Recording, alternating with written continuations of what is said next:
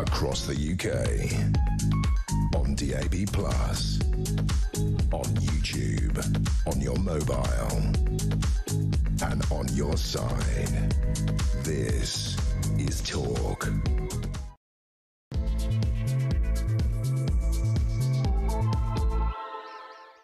A very, very good morning to you. This is Talk. We are the home of common sense. Just approaching 3 minutes past 10 o'clock. And you are listening on DAB Plus Radio or your smart speaker, watching on YouTube, or you connect to us, whatever you're doing, to listen to us, to watch us. It is a pleasure to have your company. So much to talk about on the show today. Plenty going on. The Prime Minister's touchdown in China. We've not found out yet what he's given away, but who knows? As JK says, could have been the Isle of Wight, could have been all of our firstborns. But my God, he is desperate to get some sort of Chinese trade deal. He's already given away our safety in this country. We're approving the Chinese embassy to even get agreement for the go-ahead of that trip. So goodness me, what is he going to do? Well, my first guest on the show perhaps may have some insights, having dealt with China herself. We'll come to that in a moment. Also coming up in this hour, we are going to be talking about more migrants coming to Britain than are being kicked out under, what a surprise, the one-in, one-out little exchange scheme that Keir Starmer signed. Labour's business rates U-turn for pubs being branded too little, too late. We'll talk to the top pub owner, restaurateur Tom Carriage a little bit later in the show, and a Talk exclusive with Isabel Oakeshott revealing that a group of anti-patriotic Brits have launched a coordinated campaign to tear down those Union Jacks that have been put up over the summer. I love seeing our flag. Anyone who's bothered about seeing our flag, probably living in the wrong country, I would suggest. So much more to come, including, this is going to be fun, midday, because the PM's overseas. We're going to have Deputy Prime Minister's questions, and it went so well for David Lammy last time. We'll keep a close brief on that, and let's get straight into the show right now. As I said, my first guest this morning is someone who knows all too well how to deal with China. She is, of course, the former Prime Minister, Liz Truss. Welcome her to the studio. Good morning to you. Hi, Julia. What a great day to have you in the studio. Great to have you join us. First of all, should Keir Starmer be going to China at all? You visited China as International Trade Secretary, you know, and other times. Should he be there? I don't think he should be going to China. And I visited China when I was an education minister, when I was agriculture secretary. And at that time, I had drunk the Kool-Aid. I believed that doing more business with China was going to be good for both of our countries, that if China became richer, that they would become freer. But the scales fell from my eyes in 2018 when President Xi declared himself life president. And as I got more senior in the government, I saw what a massive security threat China was. And I was against the Huawei components being put into our telecoms network. David Cameron and George Osborne pushing hard for that. Well, and it was particularly under the Boris government. We were forced by the Americans, by the then first Trump administration, to rip out the Huawei components. And it's clear that China is trying to infiltrate our system. You know, we've had spies in Parliament. We've now had this spying scandal in Number 10, which I still haven't been given the full details of what happened there. And we've got far too many officials in our government who are beholden to China and who. When you say beholden, they've still drunk the Kool-Aid. They haven't seen the light yet, or are they being paid? Are they secretly allied to? Are they spies for? I do not know, but what I know is that when I was in government, the Treasury were constantly pushing a pro-China agenda. You know, they wanted us to have JETCOs with China, trade agreements with China. It was constantly being pushed. I know that senior Treasury officials went on to advise China to be involved in things like Asian development banks. So what you have presumably is a very serious money at that point. And you have a very cosy relationship also between elements of the City of London and China. And I think that is very concerning. Are you saying these are our enemies? Are you saying you can't rule out that there are people working in the government right now, in the civil service, in the diplomatic corps, who are bought and paid for by the Chinese, or on a promise of being bought and paid for after they leave office? I don't think you can rule it out. And look at the international bodies like the United Nations, like the World Trade Organization. These bodies have been infiltrated by the Chinese. You know, if we go to the Chagos court case that's been taking place at the International Court of Justice, a lot of that is being influenced by China and paid for by China. And we know Mauritius is heavily under the influence of China. And we know that government officials in Britain often look to international organisations to get jobs in the future. And where are they going to get the jobs from? Who do they need to impress?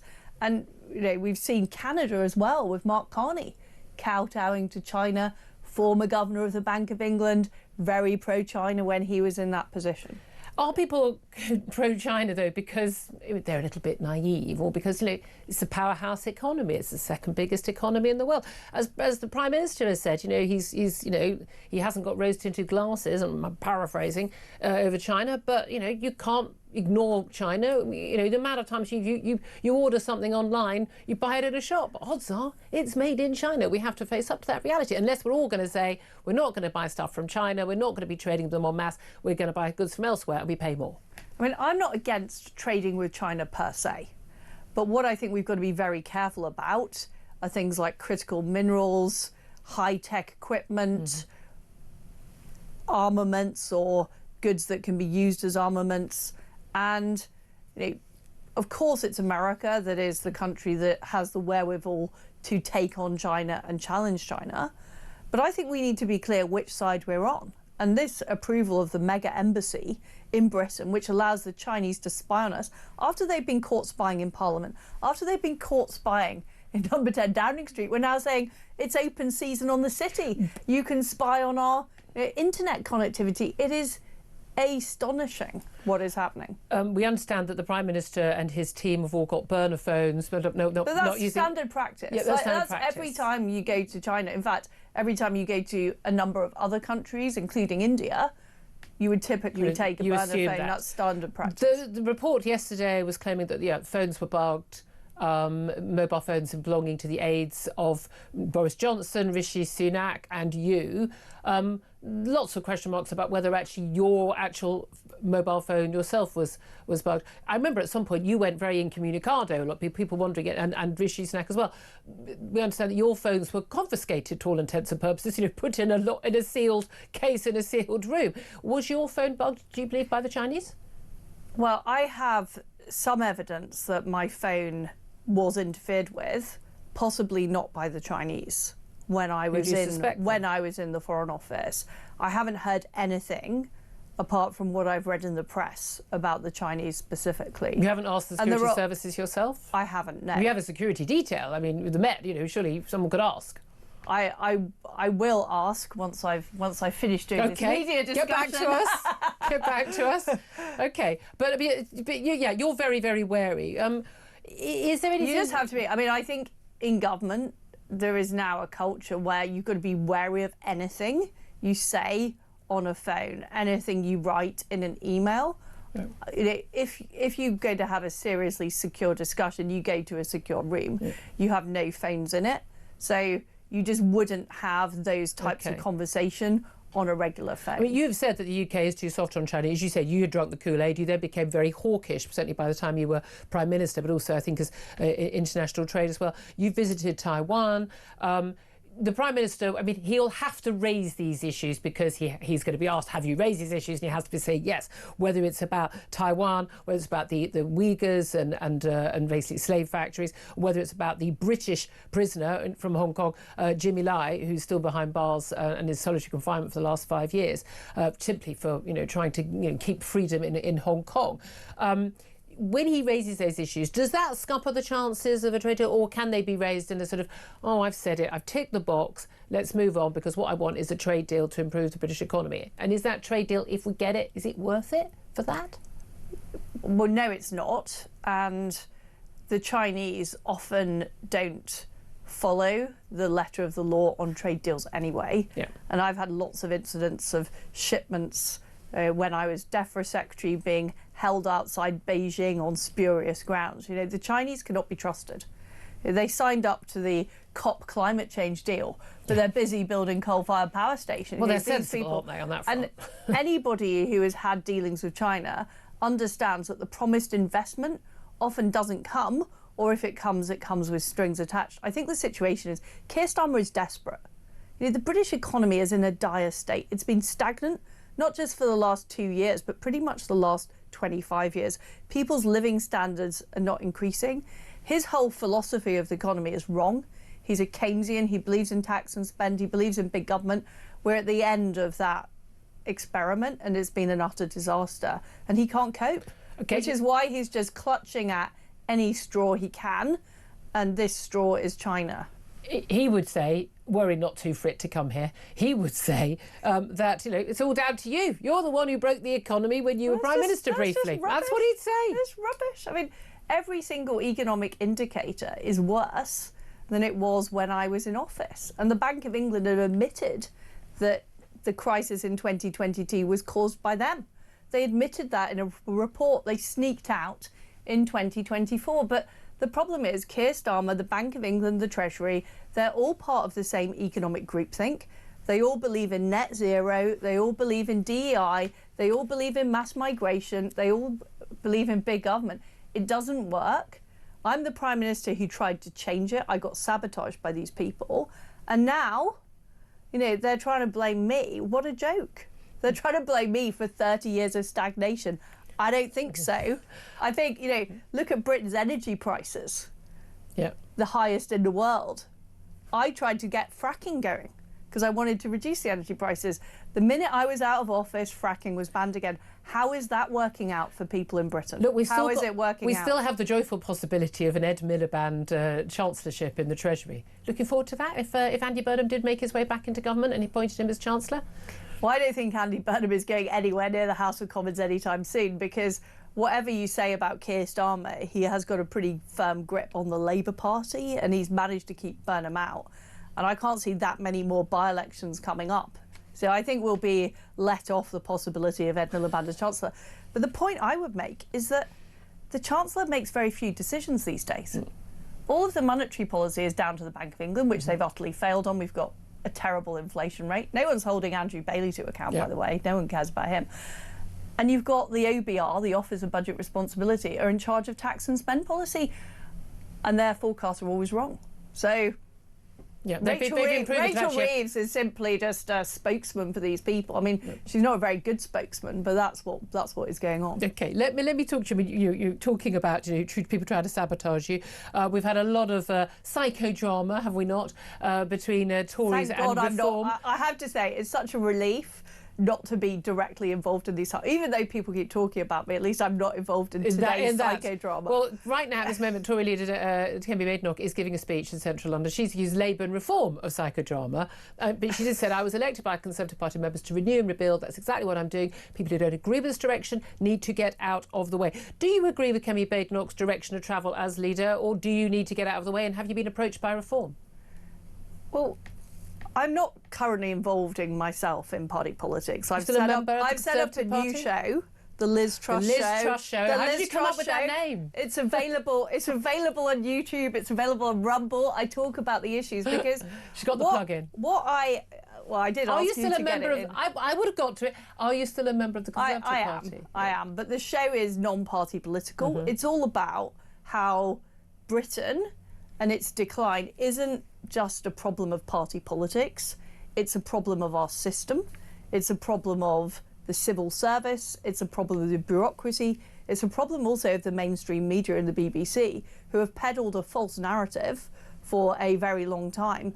And now the country's in serious trouble. So I'm talking about things like the net zero agenda. I'm talking about the grooming gangs. I'm talking about the free speech crisis in Britain, the fact that people are being jailed in our country. These are things that emerged before Labour got into power. This is under a result. The Tories. Most of this happened under the Tories. Well, I've got a show called The House of Blair, which talks about how it all started, or most of it started under Blair.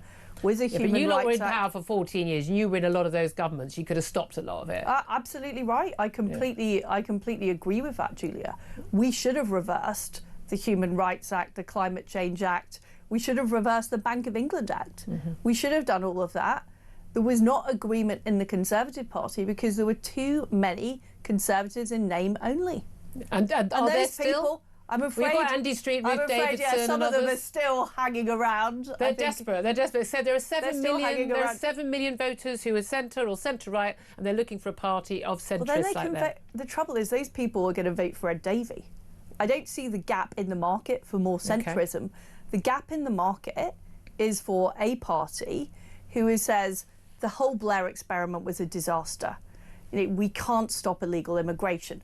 We can't have cheap energy.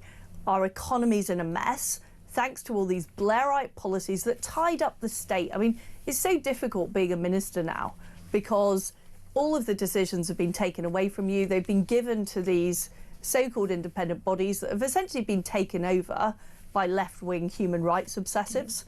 And until we change that system, nobody is going to succeed. So what I want to see from the Conservatives, but also from Reform, is a commitment to repeal all of that legislation and actually change the senior officials in our government. Because unless we change them, and they need to be accountable to ministers and therefore voters, not to each other.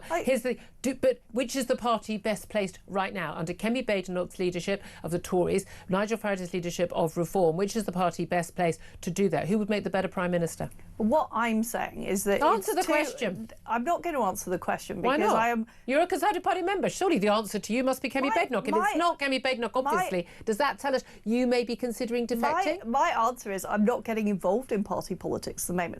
I had 14 years as a Conservative MP. I had a very brutal time as Prime Minister being sabotaged, not just by the Bank of England, but also by a lot of so-called Conservatives. I want to spend my time talking about what needs to change in Britain. I don't want to jump back into that cesspit at the present. At the present. So you're not ruling out jumping back. I mean, at the end of the day, look, like me, I talk the talk. I'm sitting in my studio, but I can't change anything in my studio. You'd have the opportunity as a politician to change it. But what have you been approached by Nigel Farage? Have you been approached by Nigel Farage? I'm going to answer your last question first. I'm going to ask it again.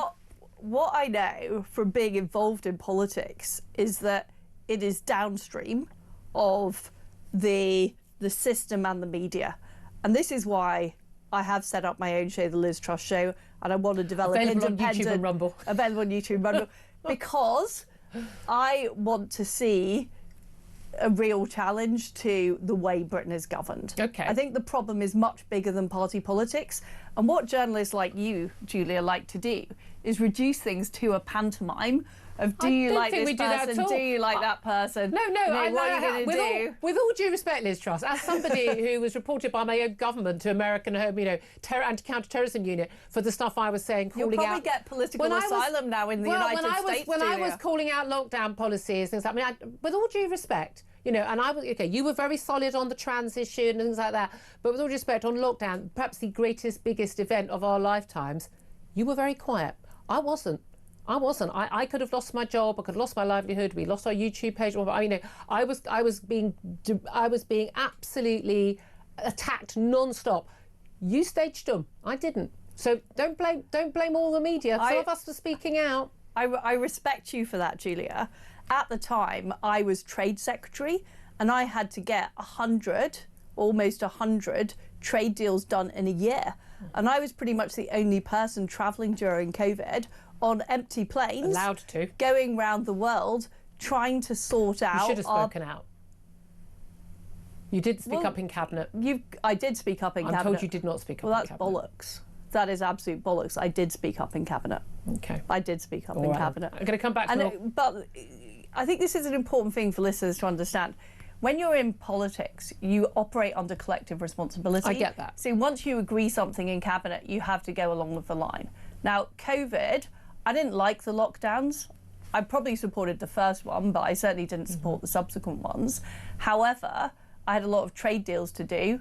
It was a battle I felt I couldn't win, given the people pushing very hard for lockdowns, like Michael Gove and Dominic Cummings, who were on the inner committee, if you remember. Yeah, I remember. I was completely excluded from any of the inner committees at the time. I raised my concerns in Cabinet.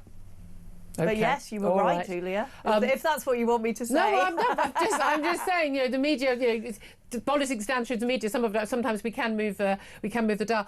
Can I come back to that question? Have you been approached by Reform, approached by Nigel Farage to join Reform? No, I'm just focusing on my show. So no, you haven't. No one in reform has approached. I just want to clarify that. Can we also just talk about Keir Starmer not in China, but what he was doing before he became Prime Minister, when he was a human rights lawyer? Front page of the Telegraph today, saying that Sir Keir Starmer led a legal case that opened the door to hundreds of British soldiers being pursued for alleged war crimes. He worked free of charge, so pro bono, so he didn't have to do this. This was his choice to work free of charge alongside his close ally, Lord Hermer. His name just keeps on coming up, doesn't it? He's now the Attorney General, of course, and along with another solicitor, Phil Shiner, on the human rights claim in 2007 that basically changed the law governing troops in war zones. And basically, he was lead barrister on the case, Keir Starmer, which ultimately led the Ministry of Defence to order fresh inquiries into deaths in Iraq, triggering years of criminal investigations, including into people who had previously been investigated 2 or 3 times over their actions as veterans. We've now got the issue with the veterans who've been in the Troubles in Northern Ireland, where basically it's a free-for-all for private prosecutions if the government gets its way, whereas those who were paramilitaries in the IRA and others, absolute free pass, they're free to go. What do you make of that? What does that tell us about the man? It's abhorrent that he did this, but we knew this already. You know, we knew he's a human rights lawyer who hates Britain, who prioritises the human rights of illegal immigrants over the human rights of British citizens. We know he was an architect of the Human Rights Act long before he was in Parliament. He's part of the cabal of lefty human rights lawyers who have essentially taken over the British government. I mean, the bit that isn't being directed by the economic establishment is being directed by the lawyers. You know, why have we seen the giveaway of the Chagos, or rather the payaway of the Chagos Islands to Mauritius? The answer is because international law is embedded within the ministerial code. It's following the law is embedded within the civil service code, and that means following the ICJ, which is a court, as we've discussed earlier, which is being influenced by the Chinese. But Keir Starmer would rather kowtow to that than represent British patriotic soldiers. But like, I've always known which side he's on. It seems to me pretty obvious when you look at his past statements, his university history, the fact he's a lefty lawyer. This is what these people believe. You know, they don't believe in Britain. They don't believe in Britain. OK. Liz Truss, she's got a new show. It's available on YouTube and Rumble if you haven't gathered that yet, called The Liz Truss Show. It's almost as clever as me calling my show The Julia Hartley-Brewer Show. How do we come up with these imaginative titles? Liz Truss, former Prime Minister, of course, really great to get you in and covered a lot of ground. So much more to talk about, but we've got to take a break. 10:25 is the time. I would love to hear your thoughts on what you had to say. Lots of other things we want to hear from you about as well. But give us a call, 0344 499 1000. This is Talk.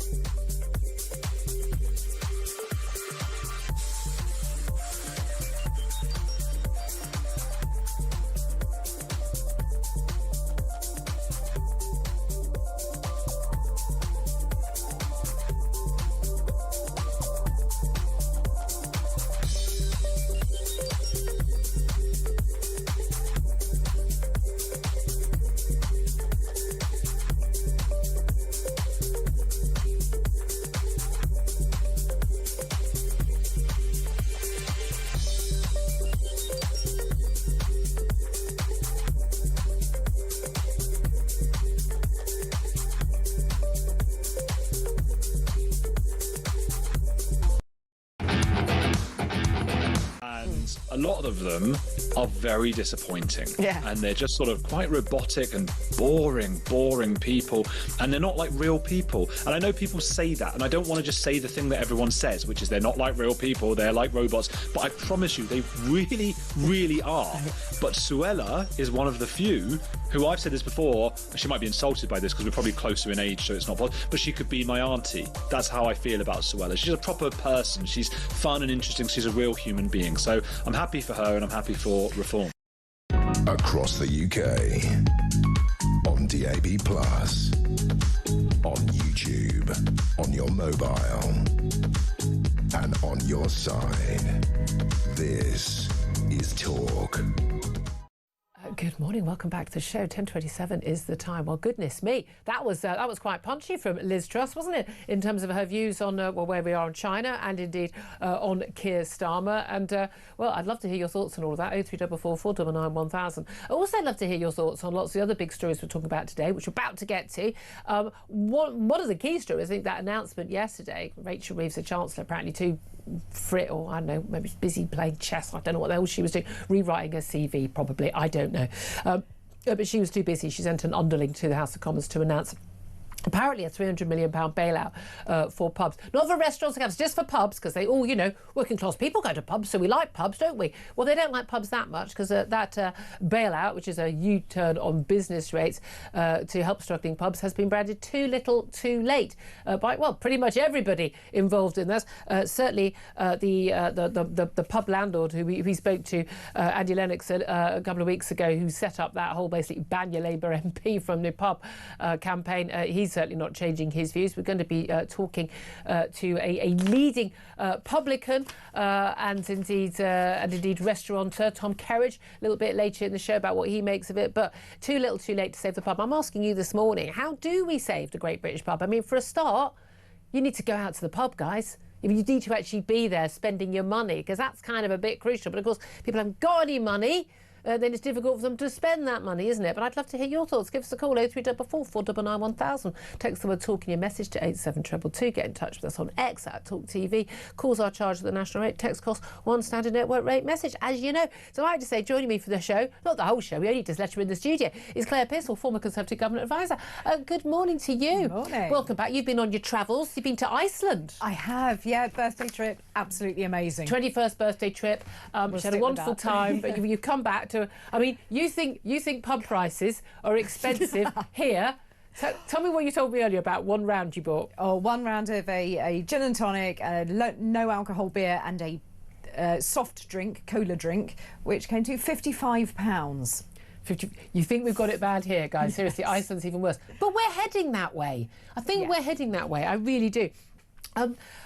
We'll talk about the pubs in a moment. What did you make of Liz Truss? I mean, absolutely very clear on China, hostile state, you know, the hacking, very, very clear on her views on Keir Starmer as well. What did you make of all that? Yeah, I think she's always been very, very sound when it comes to China and the hostile threat that they pose, and she's always been very outspoken about it. I thought it was quite interesting, your pressing of what happened during the COVID era. We've done this a number of times, I have to say, but I never let her never let her go away with that one.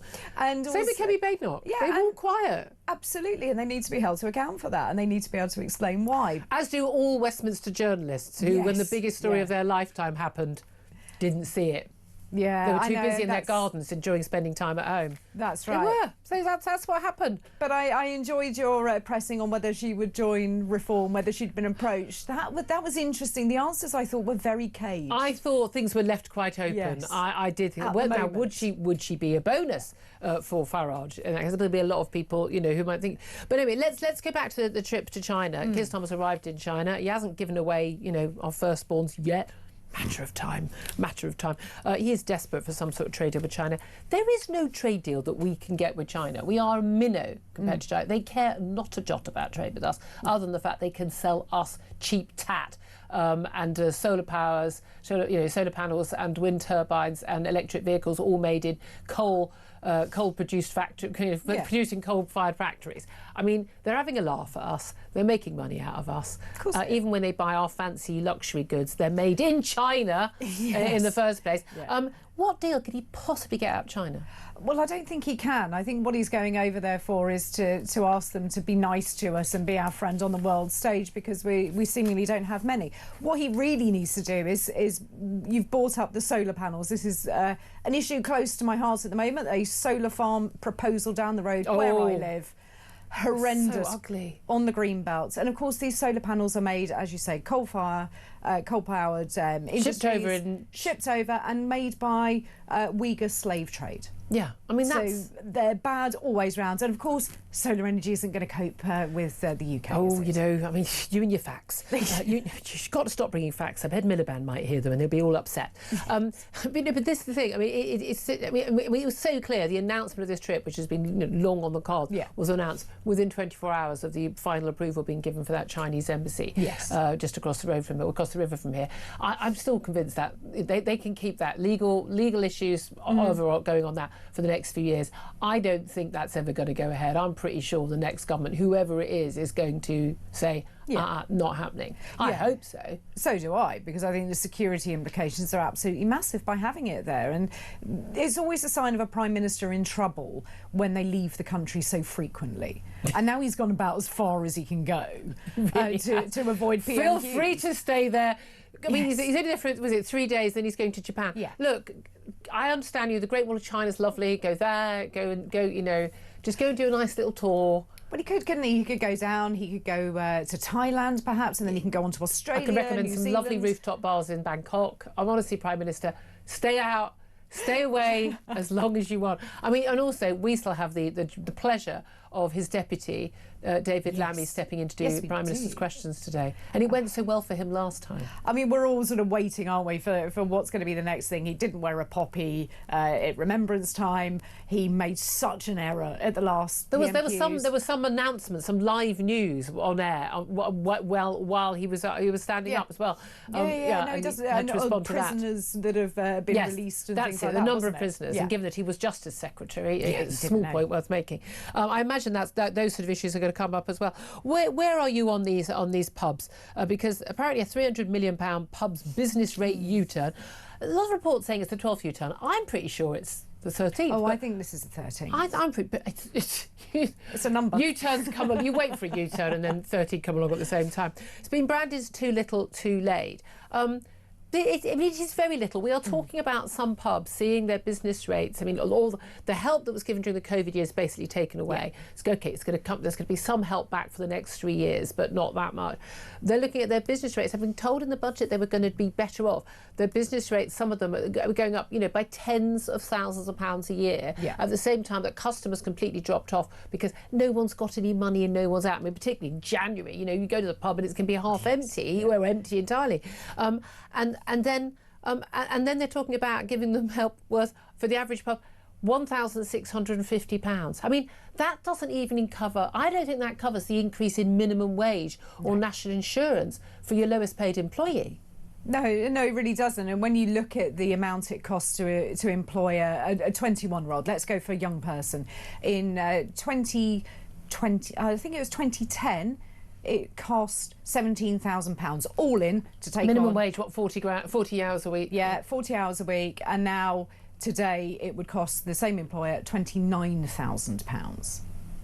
That's one hell of a difference. Because their pay would be 26.5, and then you've got the national insurance for the employer on top. But again, because no one in Labour apparently has ever run a private business, they don't understand that if you put up the costs of employing somebody, businesses will either A, employ fewer people, B, not give them wage rises, C, sack some of the people they already employ because they can't afford them. And this is exactly what businesses have been doing. And then the Chancellor and the Prime Minister going, oh, well, that's weird. Why would that happen? Well, that's what everyone told you would happen, and then you did what you did anyway. And these pubs then just have to close down because they can't afford to keep running. But the cost of fuel, electricity, gas, just to keep the lights on, and then you've got the extra rates, business rates going in, corporation taxes. I mean, they are on a hiding to nothing. And this announcement is too little, too late. Yeah. It doesn't include other parts of the sector which are badly for some reason, cafes and restaurants not applying. Not applying. Do you think this is a classic Labour? Or look, loads of us Labour MPs aren't being allowed in pubs. By the way, Mr Lennox is saying he's absolutely carrying on with that ban. It's not good enough, this help. But it's now a campaign. We're going to talk to Tom Kerridge, the restaurateur, later about extending this to other areas of hospitality. There's this patronising Labour idea. Yes. Ooh, the working... this is the Islington Hampstead lot, right? The working classes, they go to pubs, don't they, on a Friday night? So we need to... it's that patronising. Yeah. No, you know what? Working class people go to restaurants as well. You patronising little snotty-nosed gits. I mean, it's so... Seriously, it's just... It's embarrassing. It's like the other. It is. And it's just like, well, let's be nice. Let's be nice to those poor people over there. That's literally their attitude. Yeah. Because they're such little. There are so many just can't things. say any of the words I want to say on air. So many things you can say You don't about hate these it. people enough. You don't hate these people enough. I'm going to say that about the BBC in a moment as well. We're going to take a quick break first. Get to your calls as well. 0344 499 1000. And why the BBC yesterday managed to do news items all about, by the way, Holocaust Memorial Day without mentioning Jews.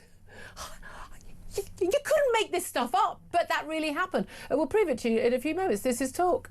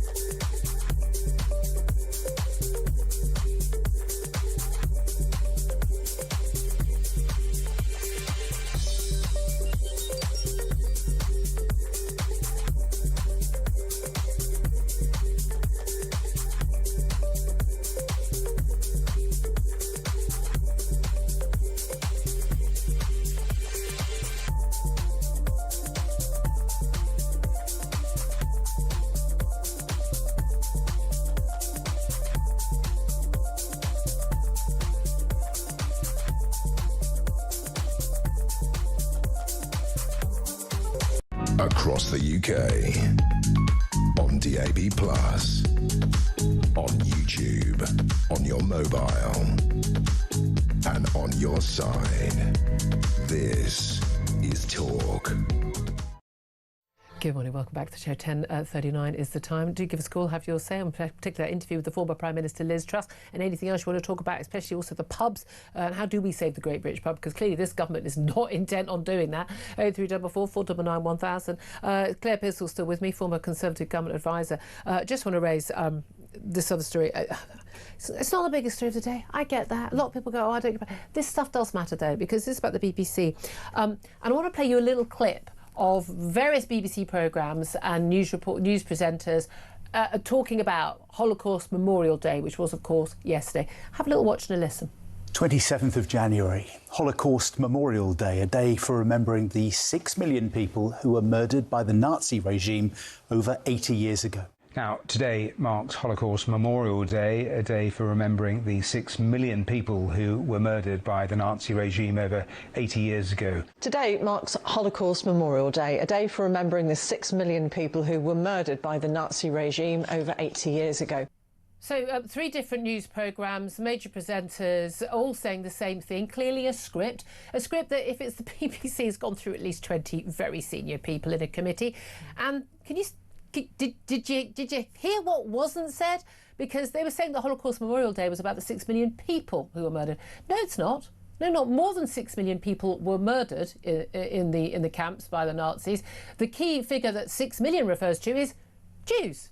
The BBC on Holocaust Memorial Day failing to mention that it was Jews who were targeted, particularly a concern when they talk about their Reithian, absolute key aim, which is not just to entertain but also to inform and educate our nation at a time when many, many children aren't taught about the Holocaust in schools, and many, many people, adults, don't know what actually happened in the Holocaust. Claire Pearsall, I mean, genuinely, you don't hate the BBC enough. I said to my husband last night, I don't even think I can justify morally paying the licence fee anymore. I have to obey the law. I think it's immoral for me to give these people money now. It's just gobsmacking, appalling, awful in equal measures. I can't say the words I'd like to say about They issued the an BBC. apology. Oh, thanks, But why get that far? And how many people did that go through? Exactly. And knowing the BBC, you're right, this is a committee of people, very senior, who have been in the business for a long time, and they know that you cannot ignore the fact Jewish people were murdered. But also, it's factually incorrect. If you refer, the there are at least 1 million other people. There were gypsies, Roma gypsies, there were disabled. Many others died as a result of Nazis, prisoners of war and the like. I mean, millions. The figure that 6 million refers to is to Jewish people. Yes, it's specifically targeted Jewish people. That's the number. So when you say 6 million people, what are you talking about? Genuinely, this stuff doesn't happen by accident. It keeps happening. And also yesterday, for some reason, starting to have a debate on one of the TV shows with Dale Vince, who's eco warrior, but also, I mean, pro Gaza. Absolute, I mean, he was wearing a keffiyeh. Keffiyeh is a sign of Palestine, Palestinian resistance against the Jews. It's for the destruction of Israel and the Jews. I'm sorry, you have someone on Holocaust Memorial Day sitting there, and he was debating lots of other stories, talking about this issue, wearing a keffiyeh, which is a sign of basically Palestinians. It's not resistance. It's about from the river to the sea, basically the destruction of Israel, the homeland of Jews. I'm sorry, this is not accidental stuff. They're doing this deliberately. And it's appalling that this ever got through. And I saw Dale Vince on that program. When you look at something and you think, no, we're not going here today, are we? Oh yes, look, we are. Yeah. And that morning I had been round in Portcullis House. There is the most amazing display of small shoes. Somebody has taken it upon themselves to look back at the children who lost their lives. Jewish were murdered. Children. Let's call it the word murdered. In these industrial death camps, and it was so heartbreaking. And then to come back and see that, and then hear the words that the BBC are using, you just think, where am I and why am I here? And we're paying their wages. That's the bit that I just find. I say you don't hate the BBC enough. I was not a defund the BBC person until a couple of years ago, and now I'm getting to the point where we have to rip it up and start again. This place is poisoned. It is poisoned and poisonous. It is a danger to the cohesion and the safety of our people in our country. It's as simple as that. I really think the BBC, as it exists right now, got to rip it up and start again at this point. Give us a call, let us know your thoughts on that. 0344 499 1000. Let's go to a call. Laura Jane is in Hampshire. Laura Jane, you wanted to have your thoughts on what Liz Truss had to say in that interview. What did you make of her? Well, I mean, I want to know why she didn't resign if she felt that she had to, her thoughts on lockdown. Why didn't she resign? I mean, if you think about it, if you look back in history, Churchill crossed the floor, resigned twice on principal matters. We did hear that Robert Jenrick resigned when he disagreed with something. The Rwanda policy, the Rwanda policy. Lord Frost, David Frost resigned from the Cabinet Office as a minister. We've had him on the show only last week. He resigned over the vaccine passports. He said that I know at the time, because I was speaking to a lot of people behind the scenes. I've just basically had a full-time job as a campaigner as well as going there, and that was certainly by the end of the first lockdown. Again, I was a supporter of the first lockdown because I didn't realise they were lying to us about everything in terms of just that things had changed. They hadn't. But I knew that we had about a third of the cabinet was opposed to the lockdowns and opposed to closing schools and things like that. They were opposed to it, but about 2/3 were in favour. I spoke to them who have we got? Who can I call? Who do I try next? I can tell you that no one ever suggested to me that Liz Truss was speaking out in cabinet. No. Well, I was one of those elderly ladies who went marching on a Sunday way before you joined us. Good for you. And I was considered, well, actually, by you, rather a bit of a conspiracy theorist because there were views that I had. And we went marching because we knew it was wrong. Yeah. I take my hat off to you. Again, but I listened to the facts. And I assumed the Chief Medical Officer and the Chief Scientific Advisor were telling us they told us we didn't need to lock down. When they told us we did, I assumed that was because there was new information and we needed to. They lied, and I feel like a fool for having believed those lies. As simple as that, because we didn't need to lock down to save us from COVID. And I was fooled, and I hold my hands up to that. Laura Jane, thank you for that. It's interesting that that's what she took away from it. I think this is such an issue, especially for our audience. We gained so many audience members. I still have people come up to me in the street at least once a week saying, thank you for getting me through lockdown. We were the only broadcast at the time who were actually going, not not sure this is a good idea. But anyway, lots more to come. We're going to take a quick break. I'd love to hear your thoughts on not just what Liz Truss had to say, but also Labour's business rates U-turn to supposedly help struggling pubs. It's been branded as too little too late. It clearly is. How do we save the Great British Pub? Give us a call, 0344 499 1000. We're going to be talking in the next hour more about Andy Burnham and all the shenanigans with Labour, and also that complete lie put out by Labour about the new Reform candidate, Matthew Goodwin, for that Manchester by-election. And we're also going to be talking about that legal witch hunt against British veterans who fought in the Iraq War, being led by, guess what, a pro bono voluntary, doing it because he felt it really mattered, Keir Starmer, before he became PM. That's all coming up fast. Then we're going to take a break, and then we're going to be hearing from Talk's international editor, Isabel Oakeshott, with a fantastic exclusive about Operation Lower the Colours. You don't want to miss that. This is Talk.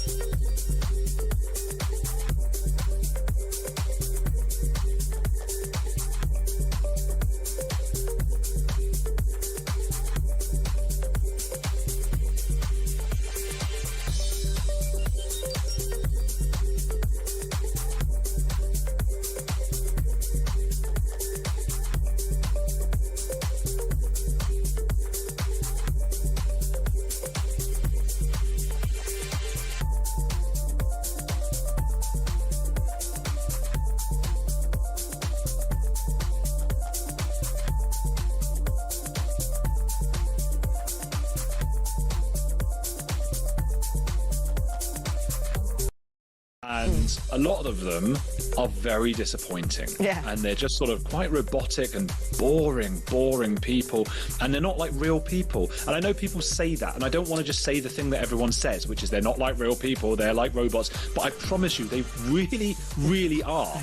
But Suella is one of the few who, I've said this before, she might be insulted by this because we're probably closer in age, so it's not possible, but she could be my auntie. That's how I feel about Suella. She's a proper person. She's fun and interesting. She's a real human being. So I'm happy for her, and I'm happy for Reform. Across the UK, on DAB+, on YouTube, on your mobile, and on your side. This is Talk. Good morning. Welcome back to the show. 10:49 is the time. I'm Julia Hartley-Brewer. We are the home of common sense. That's why we've got Claire Pearsall here, former Conservative Government Advisor. And also why we've got the brilliant Talk international editor, Isabel Oakeshott, joining us down the line right now to talk about a brilliant exclusive she's got, which is, well, the opposite. It's the very opposite of the brilliant campaign of Operation Raise the Colours of, you know, hey, let's actually see our national flag. Let's have not just the Union Jack, but also the St George's Cross flying proudly on our high streets, on, you know, and around our towns and villages and cities. This is Operation Lower the Colours. Tell us about it, Isabel. Well, I was a bit depressed when I found out about this counter campaign, Operation Lower the Colours, because I think that Operation Raise the Colours has been quite uplifting in many ways, quite literally. It's brought a lot of people together. It's cheered up some pretty dismal spaces, made a number of us feel a new sense of national pride. Flags, I think most of our listeners will agree, shouldn't be anything other than a source of that word, pride, and a feeling of this is who we are, and it is something that can actually bring people together. But in a sign of how bitterly divided our culture has become, it seems that there are certain people who are truly offended by the British flag and think that it's a terrible thing, believe that it has somehow become a kind of symbol of racism or anti-immigration. And they have now launched a covert operation, which is being done as usual through sort of deep sort of, I don't know whether they're using WhatsApp, but anyway. Surely they're using Blue Sky Social, surely. Who knows what they're doing? But what we do know, because we've got screenshots of it, is that they're exchanging messages. They are using a system called UMaps, which is an open interactive map system, to share information about where Union flags have been put up, and updating each other on the status of those flags. Are they partially removed, still in place, completely removed, or maybe to be left? I'm not sure how many of them they're going to agree to leave. And this is an organised campaign to tear them down. Now, at the moment, we're only aware of 2 hotspots for this. One is in Stockport, and the other in Oxford, where there's been a lot of controversy surrounding flags. Oxford, very near where I live, pretty much the wokest city in the UK. I've driven to Oxford recently a couple of times, and there's a lot of Union flags and England flags along sort of the roundabouts approaching the city. I remember thinking, oh, that's a surprise. How wonderful. No. Well, you know that we did a story last week about an Labour Oxford councillor who was caught on tape. She was recorded describing the people that put these flags up as bastards. Lovely. So Oxford, we actually went out onto the streets of Oxford last week and talked to some ordinary citizens, and we found very divided opinions. You know, didn't take us any time to find somebody who used the word despicable in relation to raising flags, and then a Chinese student who was bewildered and sort of said, I don't understand. Where I come from in our country, the flag is a great thing. It's a source of pride, and I'm not remotely bothered by it. Well, that's pretty much every country in the world. I mean, I'd love to see these people going to take down flags in America. Good luck with that one. But it is extraordinary. We are the only country in the world where there is a whole swathe of people, largely our sort of, public sector classes and left-wingers, who seem to think that our flag is a source of national sort of, embarrassment and shame rather than of national pride. I mean, it's quite bizarre. And again, these people, they're opposed to flying flags, except when it's, the Palestinian flag, the EU flag, or they love an EU flag, or, the so-called progressive pride trans flag. They love those flags. They put them in their bios on their social media. They fly them out the windows. They wear them at marches. They just don't like the national flags. It's very depressing, really, but we should not be depressed by it, because I think there's going to be a counter campaign. I think we may be hearing later on one of our shows from the 2 guys who are behind Raise the Colours as a campaign. They will tell us how they plan to respond to this. I'm sure they're a bit dejected. In fact, I know they were, because they were not actually aware of this Lower the Colours nasty little counter campaign until I told them about it yesterday. They got straight onto it. They've been looking into who and what is behind it, and I suspect their attitude will be, you take them down, we're going to pop them absolutely. Right. You know the business to get into, I reckon? Selling ladders. This is the new growth industry. That is a good point. That is a good point. So it's Raise the Colours, Lower the Colours, Raise the Colours Again campaign. Absolutely, great to talk to you. Isabel Oakeshott, Talks International editor. But Claire Pixel, it is utterly bizarre, isn't it, that people feel such animosity and anger about our national flag. And the only reason this came about was because local councils kept sort of saying not flying the Union flag, not flying the St George flag. Oh, but absolutely fine for anyone in Wales to have the Welsh flag. Absolutely fine for anyone in Scotland to have the St Andrews flag. But the English flag, oh no, that's just racist. It's like, no, you've allowed it to be taken by the racists because you're not flying it. But they're quite happy to have, Palestinian flags or any other celebration of any other country's flag, some cultural day, but never our own culture, never our own identity. I loved it when I saw the flags popping up, especially around my village, which was the last place I expected that to happen. But they were brilliant. They look absolutely fantastic. It's beautiful. Both flags are beautiful. Yes, I'm sorry. They absolutely are. I feel good when I see those flags. And it is nice, and it makes me smile every time I drive in. The big roundabout on the entrance to my village, there is a huge cross of St George up on the flagpost. It looks great. They're starting to look a bit tatty at the moment. They've been through the winter, and there's a lot of chatter on the local Facebook pages of people who are saying, we're going to replace them. They're putting their name to it. They're not embarrassed. And the local councillors, Green Party, are really unhappy about it. I can't. But don't know that's how what you you can. guess, I mean, isn't it? I've got a Labour councillor in my North London constituency, but Green councillor even worse. Hey, though, let's talk very briefly about the by-election in Gorton. Yes. I could get Gorton Denton. Apparently, the Green Party keeps getting it wrong as well.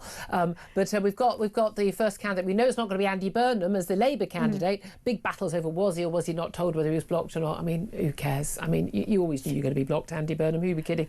But Matthew Goodwin.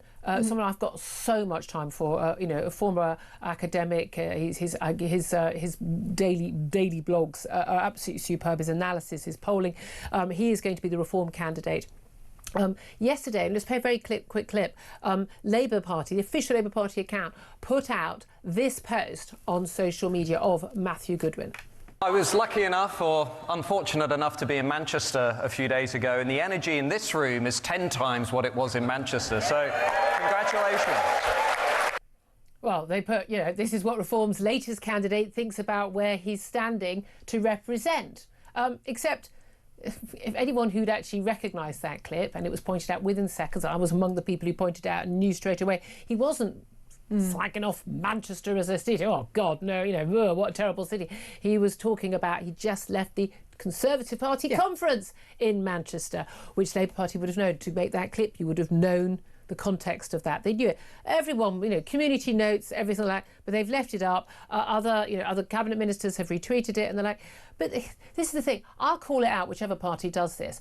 When you insult voters like this by making something up, or making up a lie about somebody, I don't care whether I agree with the candidate or disagree with the candidate, agree with the party, disagree with the party, you're insulting voters. Yeah, you are. Absolutely, and they should be better than that.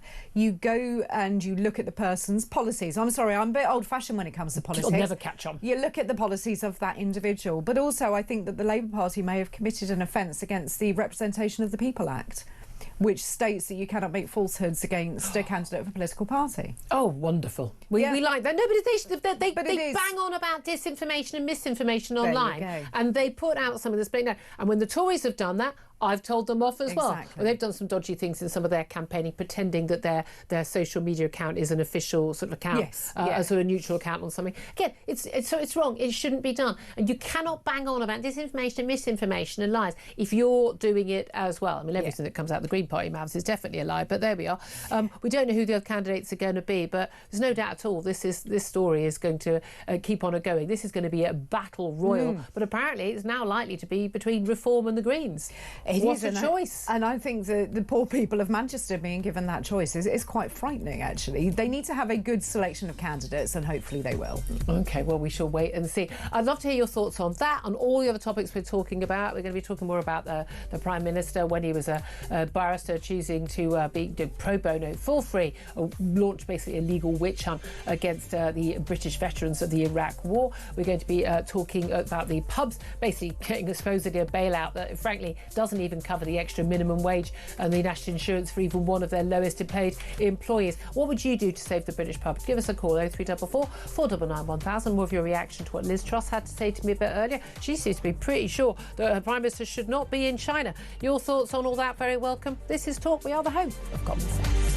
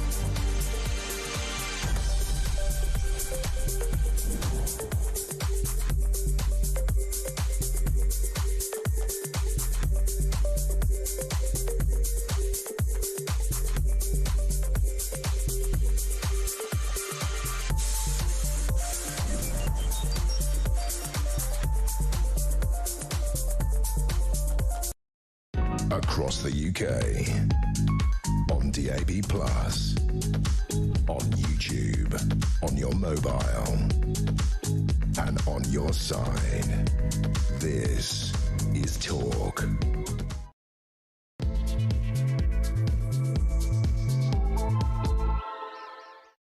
Good morning, welcome back to the show. This is Talk. We are the home of common sense. I'm Julia Hartley-Brewer. It's just approaching 3 minutes past 11 o'clock, and whether you're listening on DAB+ radio or on your smart speaker, watching on YouTube or your connected device, thank you so much for joining me. A bit more of a regular hour this hour. In the last hour we had Liz Truss in, the former Prime Minister. Absolutely, I mean, she was going for it in terms of Keir Starmer kowtowing in China, the risks of spying, and also call it the Prime Minister basically, you know, abhorrent actions in terms of Iraqi veterans, where he represented a case pro bono for free as a barrister before he came into Parliament, where he basically, you know, reopened a whole load of prosecutions, repeat prosecutions against British veterans who fought in the Iraq War. You know, he has form when it comes to the veterans in the troubles in Northern Ireland, does he not?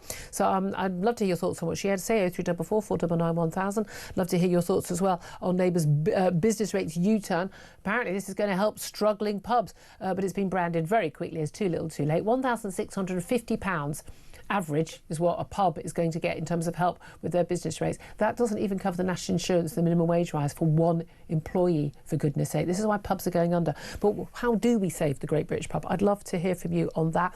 0344 499 1000 is the number to call. Text the word Talk in your message to 87222. You can get in touch with us on X at Talk TV as well. Calls are charged at the national rate. Text cost £1, standard network rate message. Also going to be talking about more about, you know, Keir Starmer, who has now arrived in China, not meeting with President Xi Jinping until tomorrow. Got a bit of time to get over the jet lag, but he claims that his trip to China is worth it because it's going to make British people richer.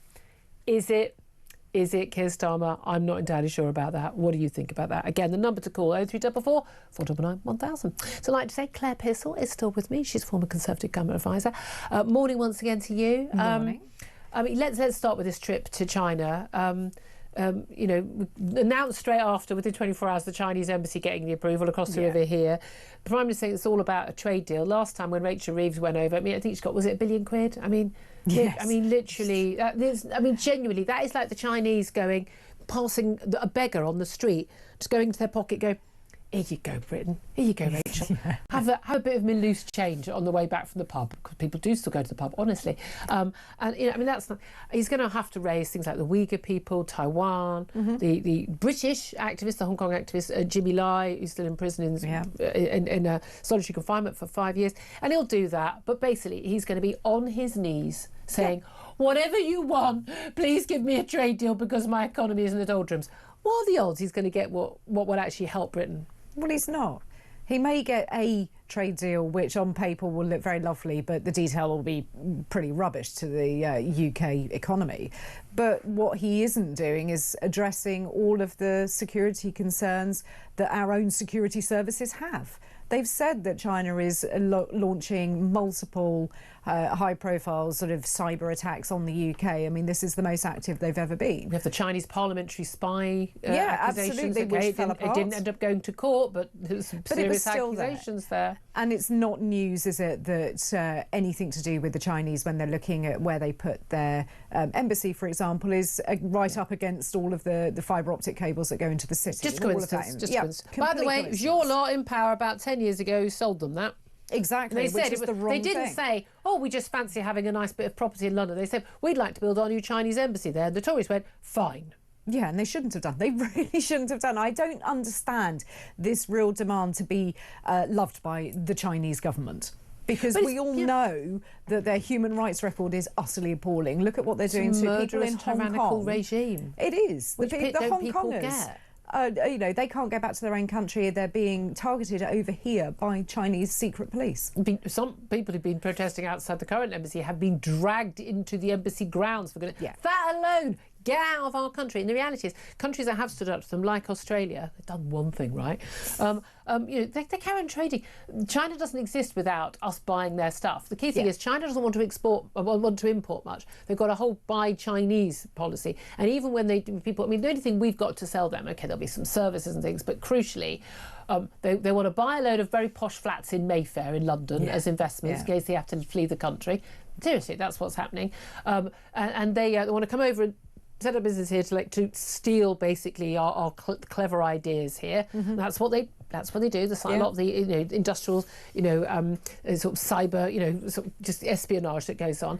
But also, if they buy our luxury goods, with all due respect, who do you think's making our luxury goods? They're being made here. They're being made by cheap labour. Guess where? In China. And crucially, they are absolutely skinning us alive when it comes to the eco-nonsense, because you've got the likes of Ed Miliband saying, yes, please, let's buy some more of these wind turbines and these electric vehicles and these solar panels and everything else from China, where they are made sometimes by slave labour in these Uyghur slave labour camps, which apparently we're against slavery, but not with the Chinese do it because we need trade with them. And they are... And they're made in factories which are powered pretty much entirely by coal. You couldn't make this stuff up. It's so ridiculous. And the likes of Ed Miliband and Keir Starmer just go, close my eyes, I don't know, I just want a trade deal that's going to make us richer. It's not going to happen. No, it isn't going to happen. And it's so appalling to see the blind ignorance of the Prime Minister when it comes to those security concerns, when they're flagged up to him, and he just almost sort of sticks his fingers in his ears and just goes, oh, I can't hear you, it's all fine, they're nice people. Well, what do you make of what Liz Truss was saying, talking about how our civil service, the public sector are captured, and people are drunk with China Kool-Aid, and again that idea that people had about the Soviet Union as well, which is that if we trade with them, if we talk with them, eventually they will change. And I guess, and we did see perestroika and glasnost, we did see that, and the fall of the of the Berlin Wall and the freedom of Eastern Europe.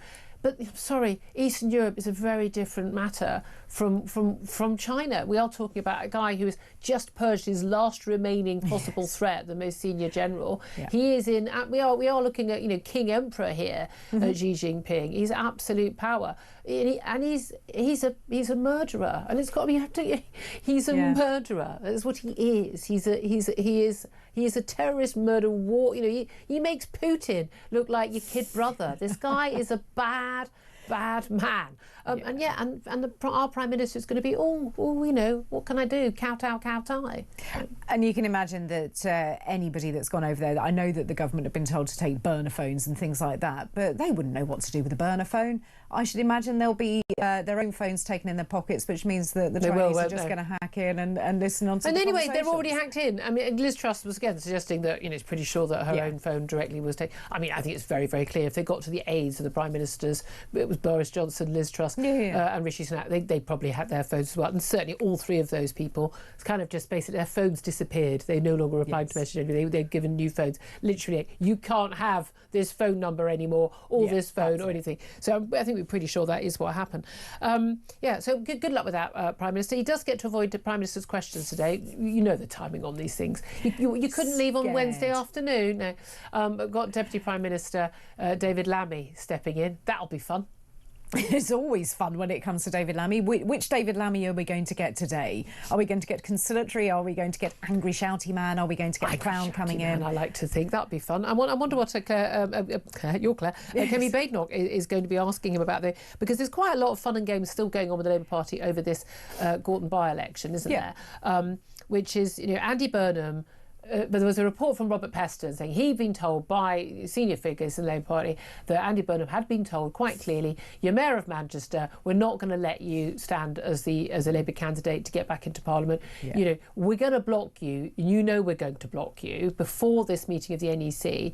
Andy Burnham did statements in, happened to walk along the pavement and said, no, I can categorically say that's not true. I was not told that. And also the NEC is an independent body with the Prime Minister sitting on it.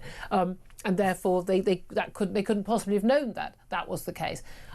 I think I kind of knew that was the case. I think you knew that was the case. But even the Prime Minister, when asked about this on the plane and by the press delegation with him, has said, that isn't what happened. He wasn't told in advance that he was blocked from it. But But he was always going to be blocked, wasn't he? Well, yes, he was, because it's a no-win situation for the Prime Minister, because if you stop Andy Burnham outright and admit that you've done it, then you're frightened of the so-called King of the North. Which he is. And if you let him stand and he gets elected and he wins, then you've just put your biggest sort of enemy right into the camp. So it was lose-lose all the way around for Keir Starmer. I think that Andy Burnham's probably playing a blinder, to be perfectly honest, because he now gets the ability to say what he likes. He's got reason... He's now the victim. Reason to play the victim. But didn't you always know that? I think he did. He isn't stupid. The man is not stupid. He is very good at the game of politics, the down and dirty game of politics. Yeah. So whatever your views on his policies and everything else, at this, he's absolutely fine. There's lots of talk of, he's on manoeuvres still. Will there be another by-election again? Angela Rayner, who wanted to return as Deputy Prime Minister under him, she's on manoeuvres. I mean, who knows what's going on? But no one seems to think that the Prime Minister is going to survive much past the May the 7th local elections, when it's looking bad in Scotland, looking bad in Wales, looking bad in the local elections, the few that are being allowed to go ahead.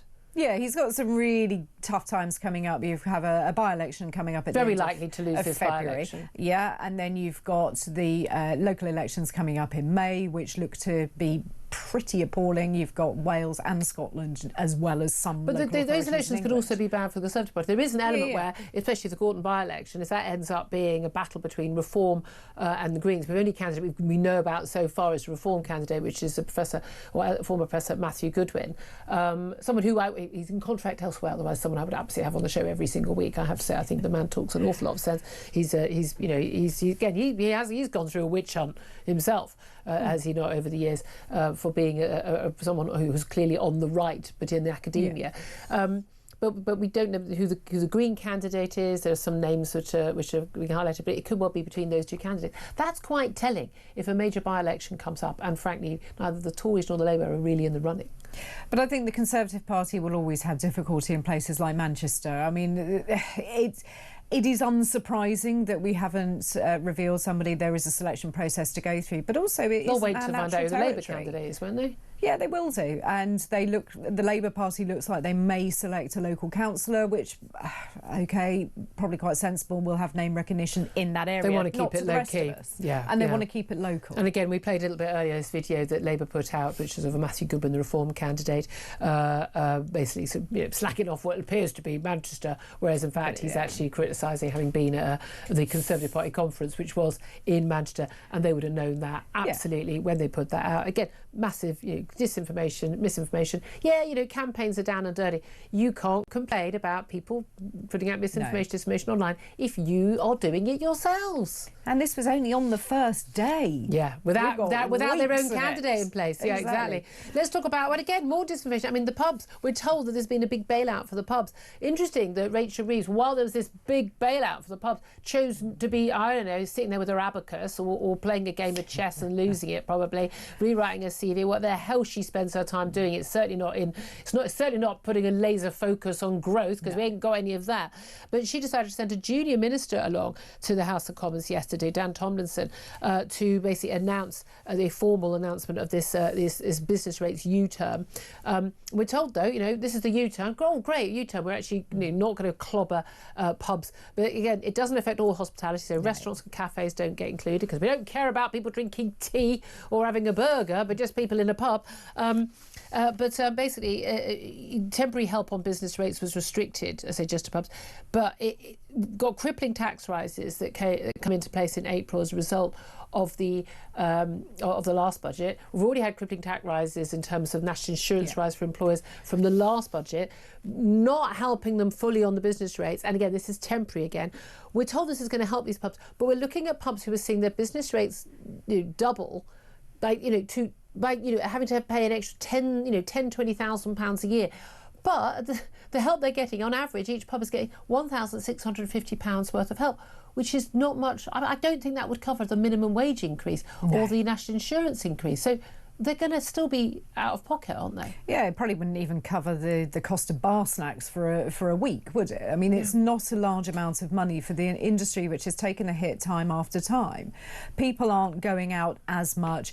And why not? Yeah, because their taxes have gone up too, and they don't have that disposable income, and so many pubs are closing. And we are really in the danger territory of, do we lose pubs, restaurants and cafes? And I think the answer to that is yes, we're going to see fewer of those on the high street, and in rural communities especially. They pop up in my area, and there's a load of money in my area. There's a lot of people with some big houses, genuinely. And think restaurants, cafes, they pop up and then they go again. The shops pop up, they go again. So many, I mean, and you know, the sort of the downgrading of a lot of, you know, the shops to just, they're just selling sort of, you know, another shop that's clearly just sort of temporary, selling cheap tat. Yes, as opposed to, you know, work, you know, stuff, you know, and or continuing as a cafe or a bar, because they just simply cannot make ends meet. I hope that the cafes out there will take heed of the fact that to be classed under this, you have to have a music licence and live music. That will also get you some of the extra money. So I think cafes need to employ, you know, maybe a 17-year-old with a guitar to come and provide some live music. I know a 19-year-old with a guitar. Well, there you are then. We can I'd love to hear your thoughts on any of the subjects we're talking about, but particularly about that. How do we save the Great British Pub? Give us a call, 0344 499 1000. And again, it does involve us going out to pubs. But if people haven't got any money, it's not a good idea to be going out and spending money in the pub. Because that's the reality, but we need people to spend money in pubs. But, you know, again, if pubs could make a better profit margin, then they would be doing better. We'll talk to Tom Kerridge, the Michelin-starred chef and restaurateur owner as well, a little bit later in the show about this, why it doesn't apply to restaurants. Let's talk about Keir Starmer. Front page of the Telegraph, we put this to Liz Truss, and she said this was abhorrent and said she wasn't surprised. You know, Keir Starmer told us who he was. He was a human rights barrister before he became Director of Public Prosecutions, and then, of course, an MP and now Prime Minister. But he led a legal case that opened the door to hundreds of British soldiers being pursued for alleged war crimes. He worked free of charge, so this pro bono, you get to choose. You might have to, lots of barristers have to represent, you know, child abusers and rapists and murderers. It's not their choice, or terrorists. You know, there's a taxi rank system, but not for your pro bono work. And if you're working for free, you get to choose the cases you want to represent. And he chose, out of the goodness of his heart. Was he representing a victim of a grooming gang? No, he was not. No. Was he representing the victim of some horrible other abuse or fraud? No, he was not. Representing someone who was dealing with a rogue landlord? No, he was not. He was working free of charge alongside his big mate, Lord Hermer, now the Attorney General, and also alongside the solicitor, completely disgraced now, Phil Shiner, on a human rights claim back in 2007 that basically reshaped the law, which deals with our troops in war zones. And basically, the Telegraph's unearthed these court documents, revealed that he was the lead barrister on the case, and this basically ended up with, he urged the courts to order a fresh inquiry into a British soldier who had already been cleared twice of murder over the death of an Iraqi man back in 2003. He argued to the judges this was a perfunctory investigation, it was inadequate, and basically opened it up to there should be fresh inquiries by the MED should allow fresh inquiries into many of these deaths in Iraq. It triggered years of criminal investigation into soldiers, many who had been wrongly accused. We know that lots of solicitors were on the make, ambulance chasing, hundreds, thousands of cases where basically, you know, you could go after these people and basically people trying to make a fast buck, and where there was clear evidence that these people had been, they lost their lives, this is family members and others, but they lost their lives, you know, in a war zone, and no one had been guilty of any crime whatsoever. I mean, Liz Truss said to you, this is abhorrent. It is, isn't it? Yeah, well, obviously. I mean, I'm lost for words when it comes to this Prime Minister and his seeming hatred for the country and the people that serve it. And those members of the armed forces sign up to protect and serve this country. And it's little wonder that they're not doing so in great numbers now if there's the threat of being hauled up in front of a court for going out there and doing your job. And the same with the Northern Ireland Troubles, that Troubles bill, they're going to open that up again because the European Convention on Human Rights, you know. But again, we're not talking about not prosecuting soldiers who commit war crimes. No, not at all. Who, you know, who take advantage of people, who rape or kill someone unnecessarily. We are talking about people acting under orders in the the heat of battle, doing the job we pay them to do incredibly bravely. Yeah. And in most of these cases, actually, they've been shown, there's been a big scandal about this. These are just completely spurious cases. People are just on the make.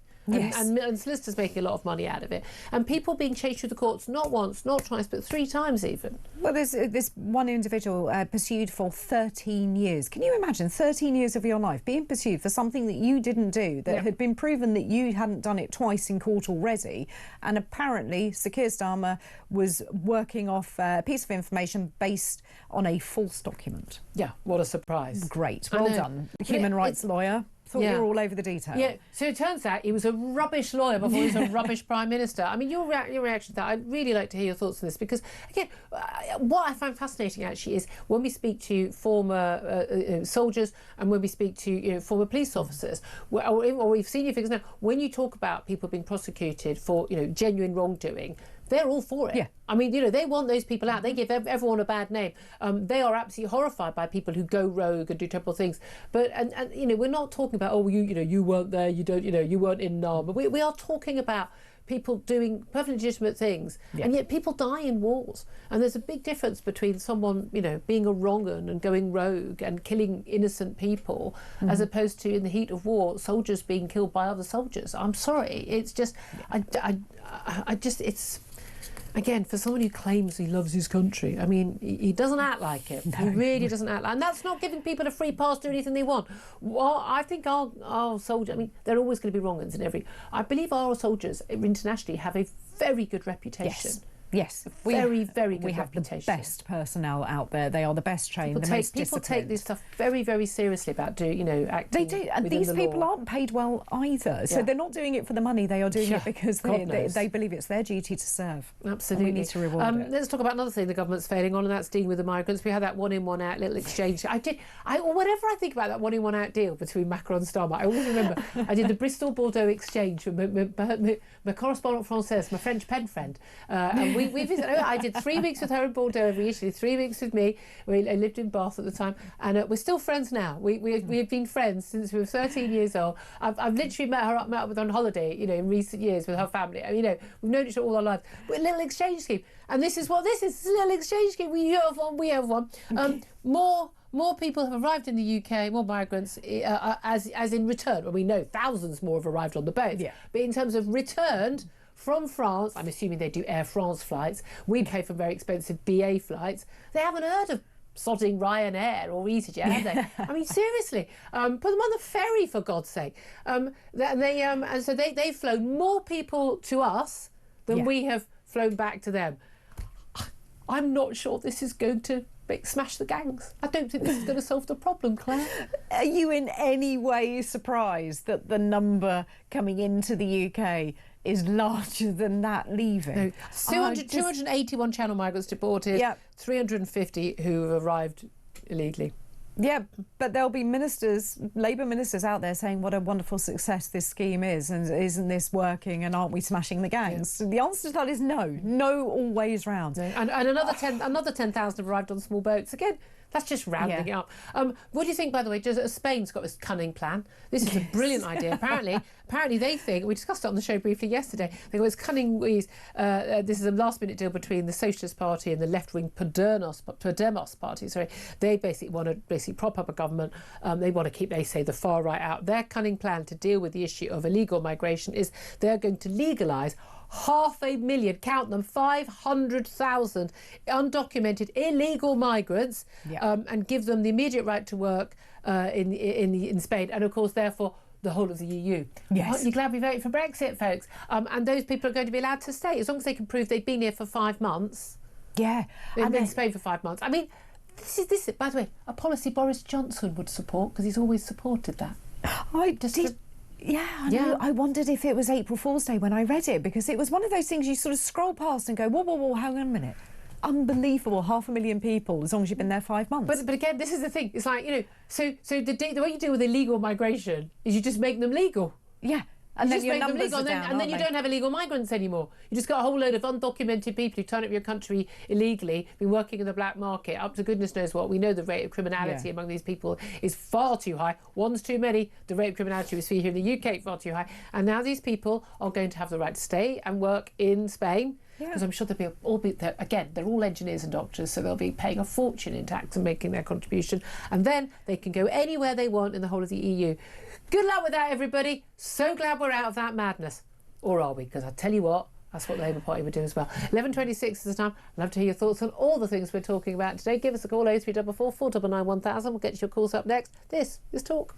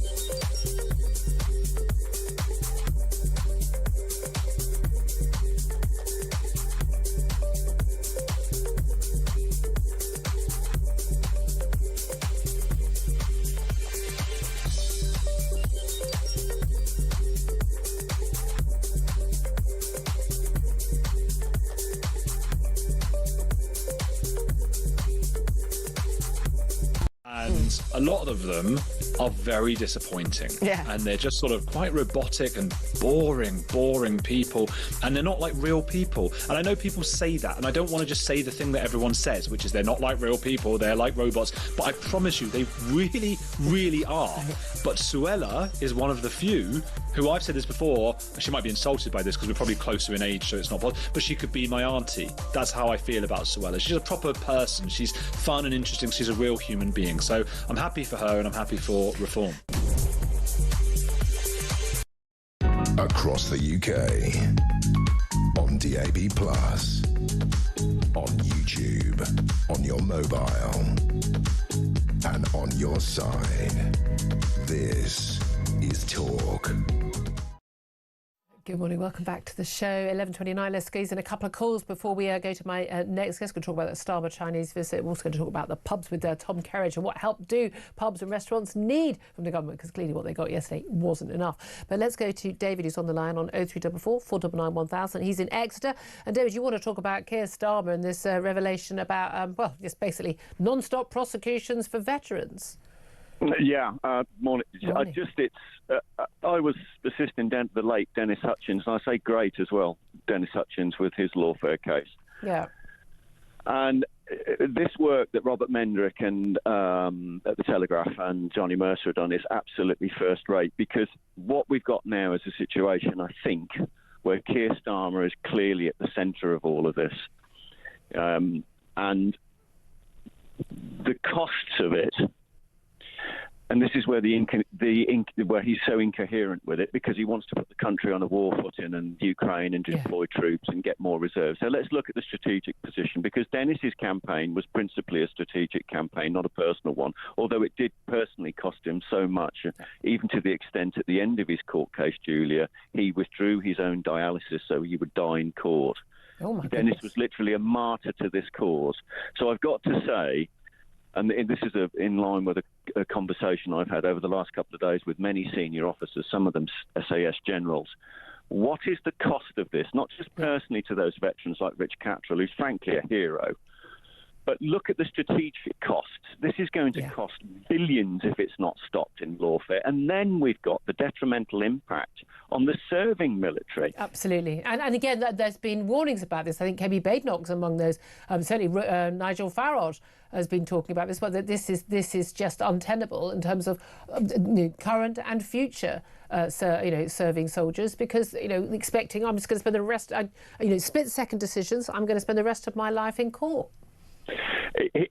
Starmer has really put himself in the middle of this now, because if you think, Julia, he's gone full circle. So pro bono with Herm are working on this case to keep pressing it. It's unleashed this lawfare clearly.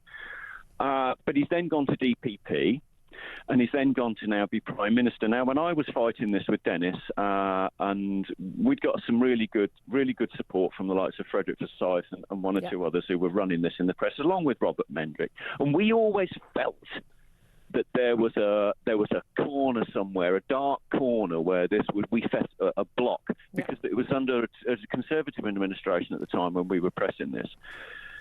And we couldn't get through it. It didn't, we were really, really hitting a wall with it. And is this like the last jigsaw piece then? Yeah.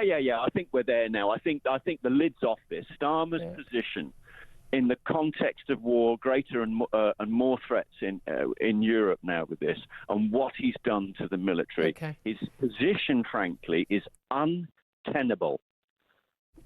I mean, very firm words there. David, thank you very much indeed for that. Someone who clearly knows an awful lot about this issue, dealing with veterans. Thank you very much indeed for that, David.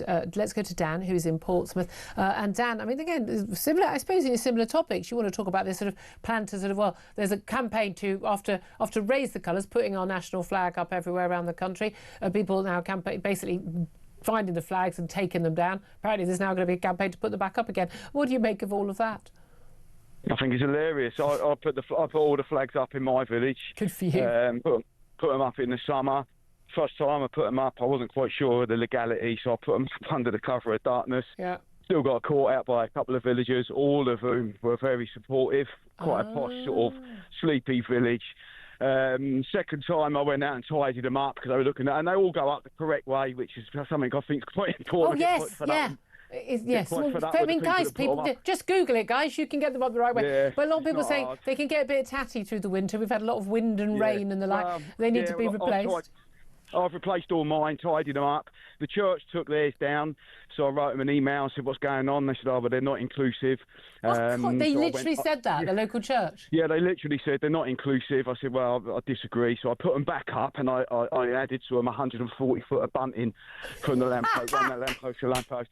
So the church include that better than everywhere else. Here's the thing: when they say they're not inclusive, what they mean is they think it's about white people, and that somehow they don't include British people. They don't think that black people or anyone not white is British, which is them being racist, ironically. They're very racist. That's what I said. I said that anyone who comes to this country should love that flag and feel the same way about it as I do. So in which case it isn't. And then the third and final time, someone took them down just before Christmas, and I couldn't get them replaced quickly enough, but they all went back up. They went back up bigger, better. They go to the very top. They go up with steel tie wraps, and they look fantastic. And everyone is very... The amount of people that... Some old dear came up to me as I was putting one up. I thought, here we go, I'm going to get into trouble here. She looked quite posh. And she said, are you the flag man? I said, well, yes, I am. Oh, yeah, I am, madam. She said, well, thank you very much. It's lovely, isn't it? And that's basically there you are. There you are. And that's it. You know, just the quiet bits of Britain, the silent majority. They support you, Dan. I'm loving your work, mate. Thank you very much indeed for doing that. 03444991000. Your thoughts on any of the topics we're talking about, do get in touch. Up next, going to be talking about what on earth we think Keir Starmer may try and get out of his visit to China. I'm also going to be talking to Tom Kerridge, the Michelin-starred chef and pub owner, about that so-called help for pubs that we heard from the Chancellor and her acolytes yesterday. This is Talk for Home and Common Sense.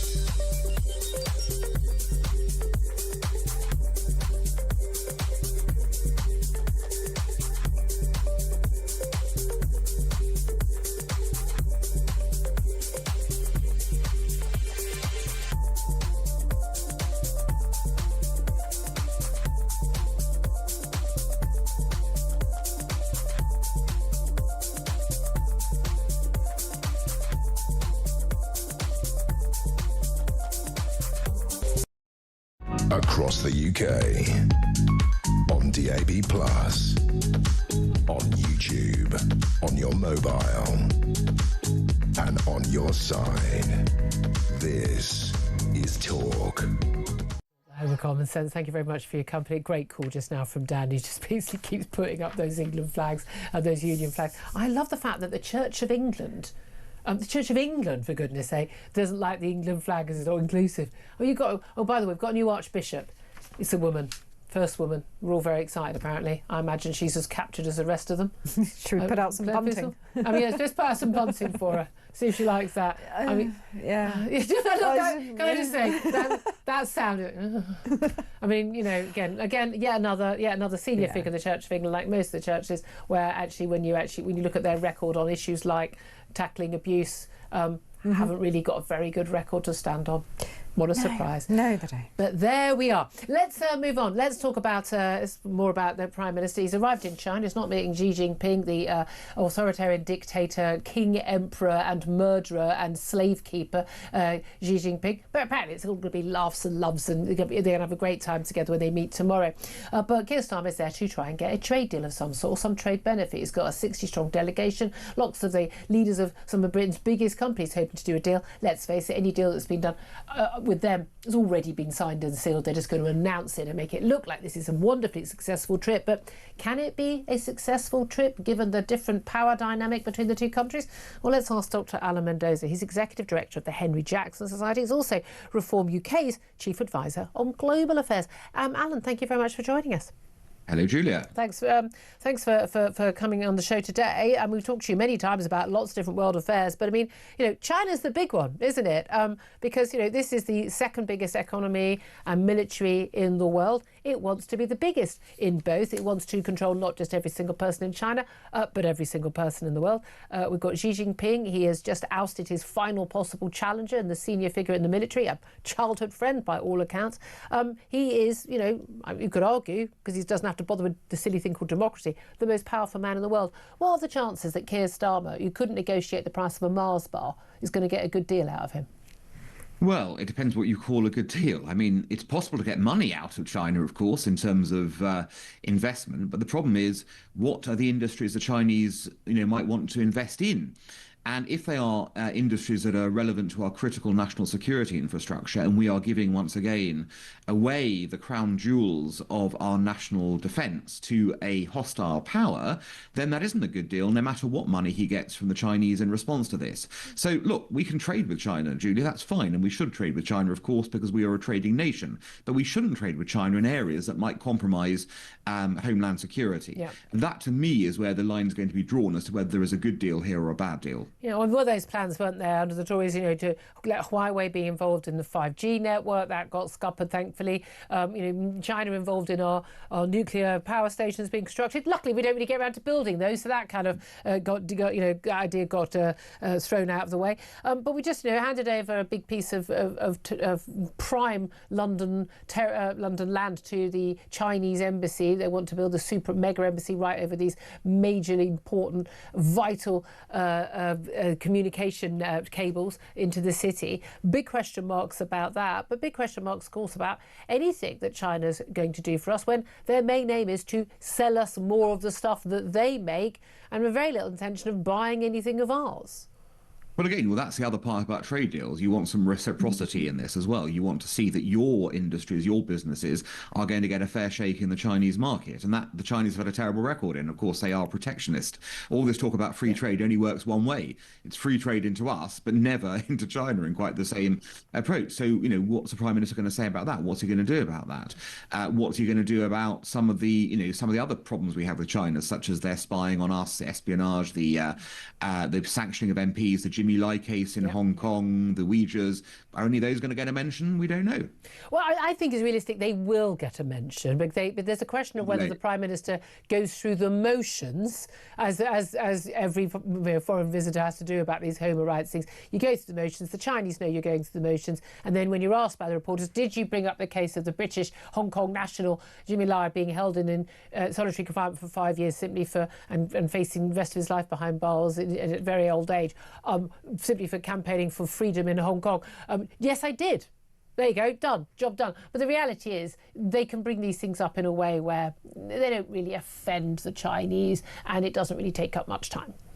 Well, interestingly, the Chinese do get offended by it. That's the funny part of this, that what we regard as formulaic and sort of embarrassing to even say, they get hugely offended by. And I agree with you, it is good that they should be offended. And what really should be happening, of course, is that the Prime Minister doesn't just mention it, but say to the Chinese, what are you going to do about it? Because to that's which part they of our... should reply, what are you going to do about it, Prime Minister? Because the answer is absolutely nothing. Well, if that's the case, then we have a clear understanding of what our relationship with China is. And what the government should be, of course, doing is not claiming it's doing some middle way, which turns out to be, as you've just pointed out, formulaic on one side and then just give us all your cash and we don't care about where you're investing. Say to the Chinese, well, if that's your attitude, we intend to stake out these key areas of our economy where you can't invest in. Sorry, that's just the reality of it. And you can sell us as many T-shirts as you want. We're delighted to buy your T-shirts, as long as they're not produced by Ouija Labour. Let's go on that basis. Yeah, I mean, again, the reality is, I mean, our entire economic policy is completely ruined by the net zero policy, which is entirely predicated on getting solar panels, wind turbines, electric vehicles, all that made in China, all of which are made either by slave labour and or using coal-fired powered factories. I mean, you couldn't make this stuff up. It's so disjointed and not thought through. But they don't seem to care about that. No, and the irony of what you just said, of course, is that they keep on polluting at record levels. So, why are we following this madness where only we are bound by it? We make no difference globally to any sort of real emissions totals. And, as you say, we are essentially just enriching China to keep on polluting and to get key stakes into the energy industry in the UK. It's madness. And, again, that is not a middle way. That is a surrender option. And once again, this government, like the last government, is prioritising more the desperate need for money over sanity in this regard. Yeah, the question mark is over whether or not we're actually going to get a deal that will actually be beneficial to Britain, because let's face it, China's going to make sure it benefits them and our Prime Minister can't negotiate anything. It's interesting they've taken their burner phones. Liz Truss was on the show a bit earlier. She said, she was International Trade Secretary. She was, former Prime Minister. You always took a burner phone to countries like China and India as well. India, supposedly an ally. Would we just expect that, phones would be hacked and tapped and that was just the norm? I mean, frankly, do we do it as well? We might do it in a slightly different way, but look, it's the job of countries to sort of gain information from their adversaries, as it were.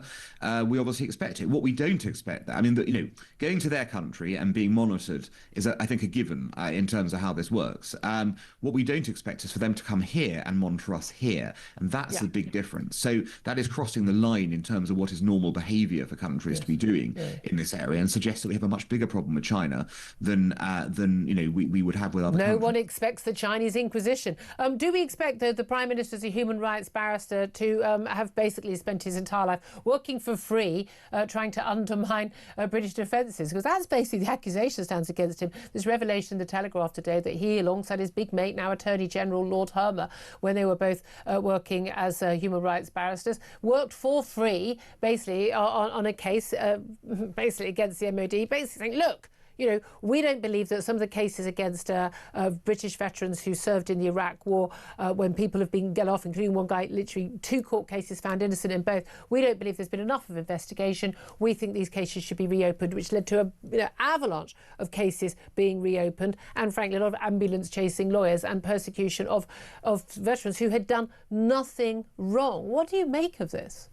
Well, look, there is this cab rank rule when it comes to the bar, which we have to be careful of, because once you start going, barristers can't take certain cases. But this was pro bono. The cab rank rule doesn't apply when it's pro bono. Yes and no. There are reasons why you might do it. But the bigger question right now is, forget about what they did as human rights lawyers. The bigger question is, now they're in government and can do something about this by passing a law to say we will not have any of these cases going. Why aren't they doing that? Why are they punishing our veterans? Why are they punishing the people who put their blood on the line for this country and did the right thing for this country? Why they now threaten them, decades potentially after things with this point? They could easily come out and say, here's a law, no more prosecutions, it's done, end of story. Why aren't they doing that? That's a real question to ask. Yeah, I mean, and certainly when it gets to the troubles in Northern Ireland, that was supposed to be the deal as part of the Good Friday Agreement, because the paramilitaries aren't facing future prosecutions. Exactly. So they could even be going on their favourite story, which is we are following international treaties. Well, they're not, because they're refusing to allow, that treaty to be respected in this regard. So it is shocking and shameful, and that does suggest that there might be something more to their previous ideas in this regard than simply following some code of the bar. Talking of shocking and shameful, did you manage to notice the BBC reports, and they've done an apology for this, not a surprise, on Holocaust Memorial Day yesterday, where the script that given to newsreaders, news presenters throughout the day talked about this was, of course, this is remembering the 6 million people murdered by the Nazi regime over 80 years ago. Again and again, they kept referring to the 6 million people. Of course, more than 6 million people died in the Holocaust in those camps. Other people were also killed, but the 6 million number refers to Jews specifically targeted in the Holocaust. They've been forced to actually issue an apology for that. It was factually incorrect. It was quite a bizarre thing to do, to omit the word Jews from a report on Holocaust Memorial Day. But this stuff doesn't happen by accident. Is this also shocking and shameful by the BBC?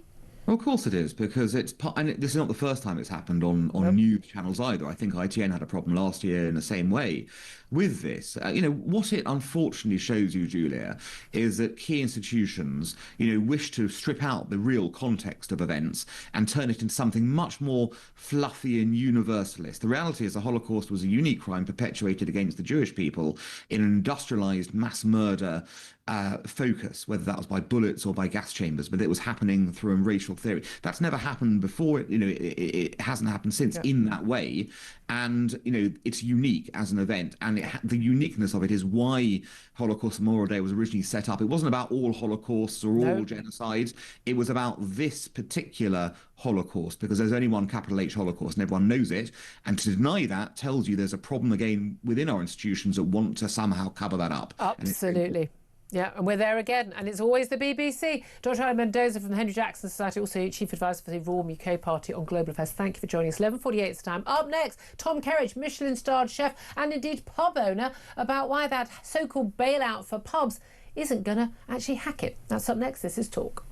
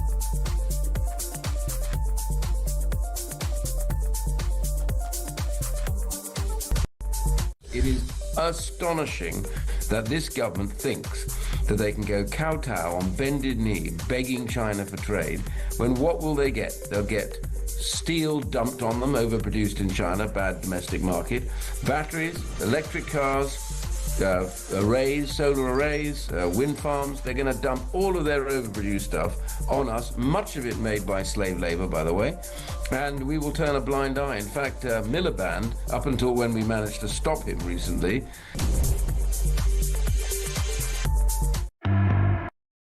across the UK, on DAB+, on YouTube, on your mobile, and on your side. This is Talk. Good morning, welcome back to the show. 11:51 is the time. Let's talk about the pub bailout that wasn't a bailout. It's going to be worth, we're told, 300 million quid, but it works out as £1,650 on average per pub. Is that really enough to save the Great British Pub? Well, let's talk to Tom Kerridge about that. Not only is he a Michelin-starred chef and TV presenter, he's also, of course, famously a pub owner. Very good morning to you, Tom. Morning, Julia. How are you? Very well indeed. Lovely to talk to you. I mean, look, people might say, oh, come on, you know, you must be doing very well. You've got your Michelin stars, you've got all your successful business, you're always on the telly, you're not struggling. But how hard is it to run a pub these days? I think that's, I mean, they are fair points. I've been asked to appear on media and talk about things that I have a secondary form of income, and that does come from television and books, and that puts me in a very fortunate position. However, my businesses are struggling exactly the same as everybody else's within that hospitality sector. We sit there, you know, I am, for every one of me or Michelle Roux or Gordon Ramsay or anybody else that appears on television has businesses in hospitality, there are hundreds of thousands of other businesses that are not in that fortunate position with secondary incomes. Yeah, our local pubs, our coffee shops, our restaurants, our hotels, everything that's in hospitality is incredibly under pressure. The margins are so small. Most, if not, I would say 95% of operators are just about breaking even, if not making losses. So at the minute, the sector is under huge economic pressure. It is a combination of things over the last 5-10 years, post-COVID, pre-COVID, post-COVID, of issues that have dropped into it. But there are massive things that come through food inflation, through utility bill rises, through national insurance increases, through minimum wage increases, and then the business rates that have then dropped in. So there is a huge amount of all those margins that have been eradicated. If you think food inflation, for example, on average is up about 17%, but on prime cuts or things that use beef, for example, that appears on pretty much everybody's menu, that's up over 40%. Ouch. So these are, you know, all of these sort of things, and all of these are added costs that you can't necessarily, or you just can't. We've got to a point where it's saturation that you can't put those costs onto the guests and consumer. Your obvious thing is, oh, well, put up the price of your steak or whatever by 40%. People won't pay that in most pubs. They simply they haven't got the money, or they'll choose to have it home. And this was a problem, wasn't it?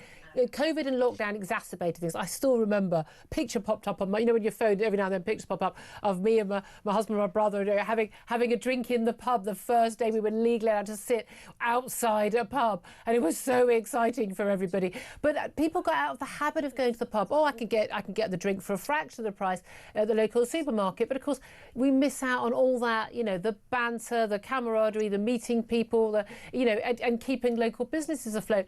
This help that we were told was coming was, you know, it's another government U-turn, of course, but we were told this would help pubs. But bizarrely, not restaurants, not hotels, not cafes. I don't know why we apparently don't care about them, but the amount of help that was offered. Interestingly, the Chancellor of Rachel Reeves sending out an underling, so she clearly wasn't sure she was going to get that much, you know, credit for it. We're told it's too little and it's too late.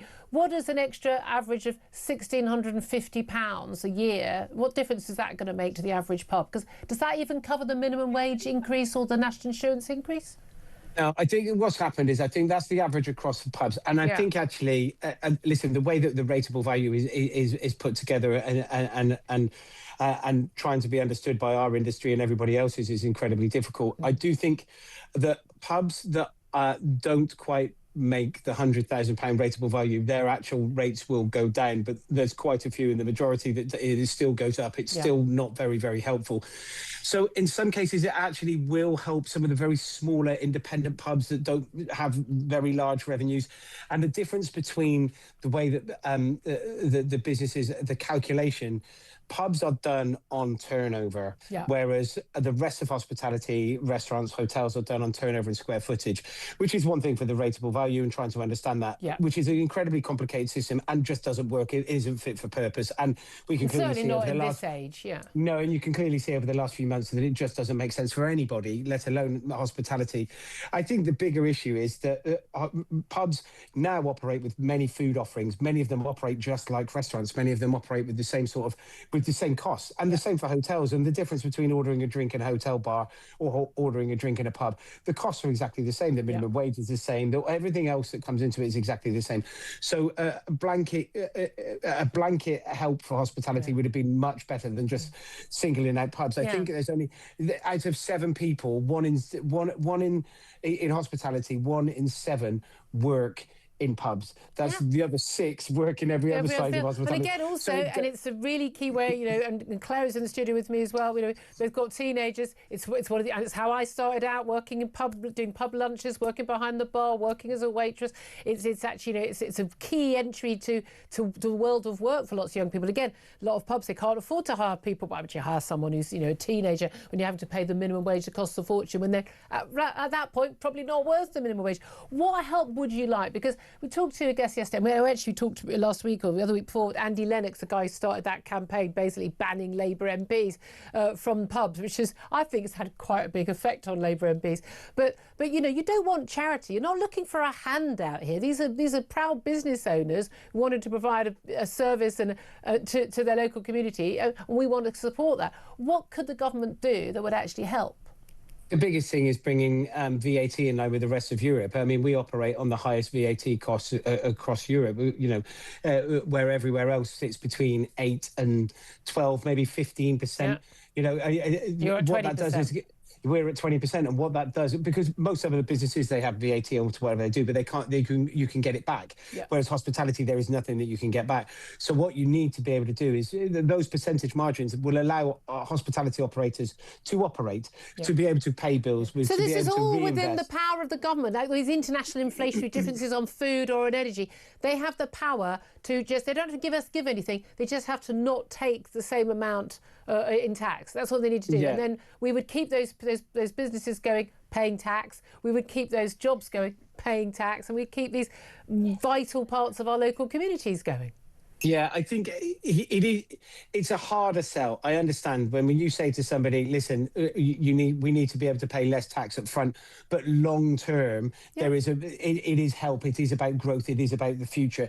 Short term, this government it's short of cash. We hear it all the time. Yeah. And no matter who you speak to, I've been very fortunate to be able to speak to a number of secretaries of state, and whether it's from education, whether it's from health, or whether it's from business and finance, they all need help. They all need, and it comes from the Treasury, and it comes to them being able to give them more money. Yeah. The Treasury hasn't got more money, so it is. But so this is a short-term gain for the Treasury that long-term is going to cost jobs. And also, again, hospitality, huge part of our tourism industry, a huge industry in the country, and people come, they want to have the pubs and the restaurants. That's what they're looking for. We'll have to leave it there. You're a great advocate for the industry, Tom Kerridge, Michelin-starred chef, TV presenter, and of course pub owner as well.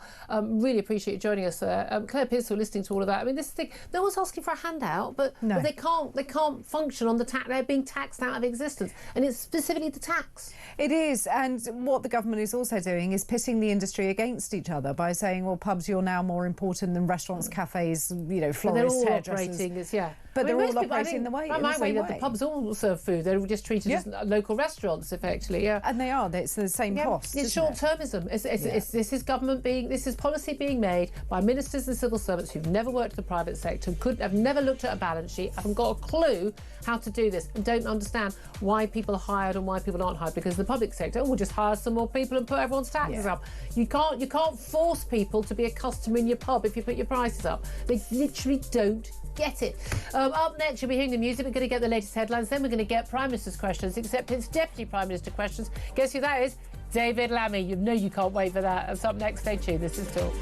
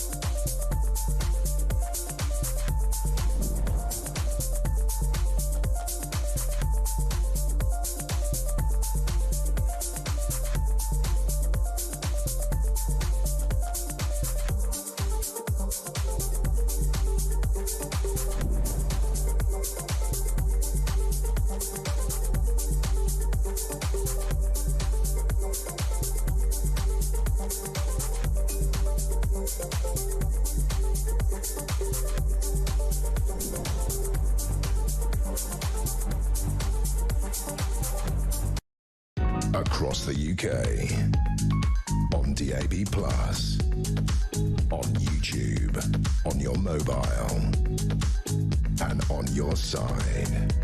This is Talk.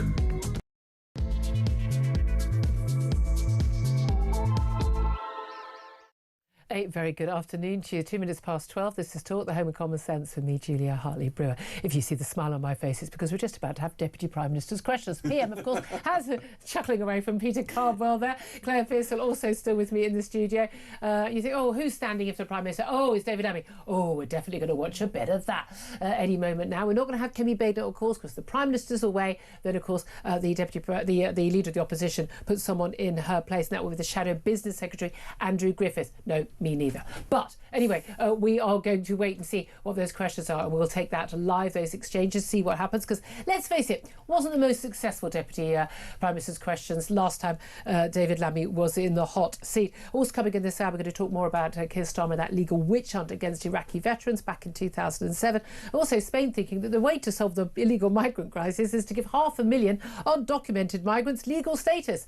Yeah, brilliant idea. For God's sake, don't give that idea to Keir Starmer. He'd probably lap it up straight away. Anyway, as I said, joining me today, Claire Pearsall, still in the studio, former Conservative Government Advisor. Also, Talk presenter Peter Cardwell. Oh, and we're going to go live to the House of Commons right now. Speaker. Can I start by echoing the Deputy Prime Minister's comments about Holocaust Memorial Day? Yeah. We must never forget. May I also associate this side of the House with the condolences expressed by the Deputy Prime Minister to the family of Captain Philip Gilbert Muldowney. I also offer the condolences of the House to the family of Lord Flight, one of my predecessors in Arundel and South Downs. He served in Parliament with distinction for more than 2 decades. Mr. Speaker, after the Chancellor's U-turn yesterday, can the Deputy Prime Minister confirm that over 90% of retail, hospitality and leisure businesses will get nothing? Deputy Prime Minister. Well, Mr. Speaker, can I welcome the Shadow Business Secretary to the dispatch box and join him? I remember Lord Flight well when I arrived in this House. It's always a pleasure to hear from the co-author of the mini-budget. And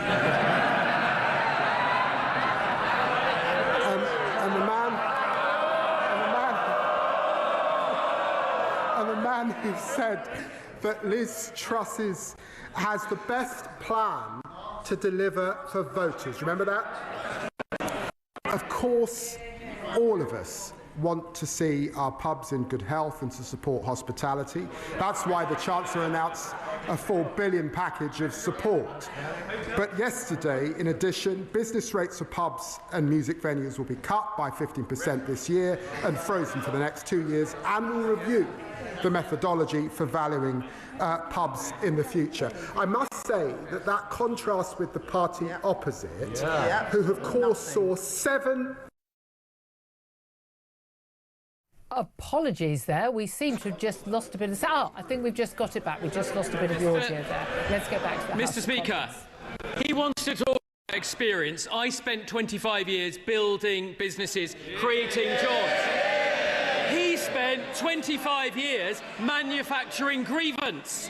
And if the party opposite knew anything about business, they would know this is too little too late. Our high streets, their high streets, are bleeding out. The Chancellor's handing out. They don't want to hear this, Deputy Speaker. Our high streets are bleeding out, and the Chancellor's handing out a box of sticking plasters. They can't even U-turn properly. Mr. Deputy Speaker, a senior advisor, Mr. Speaker,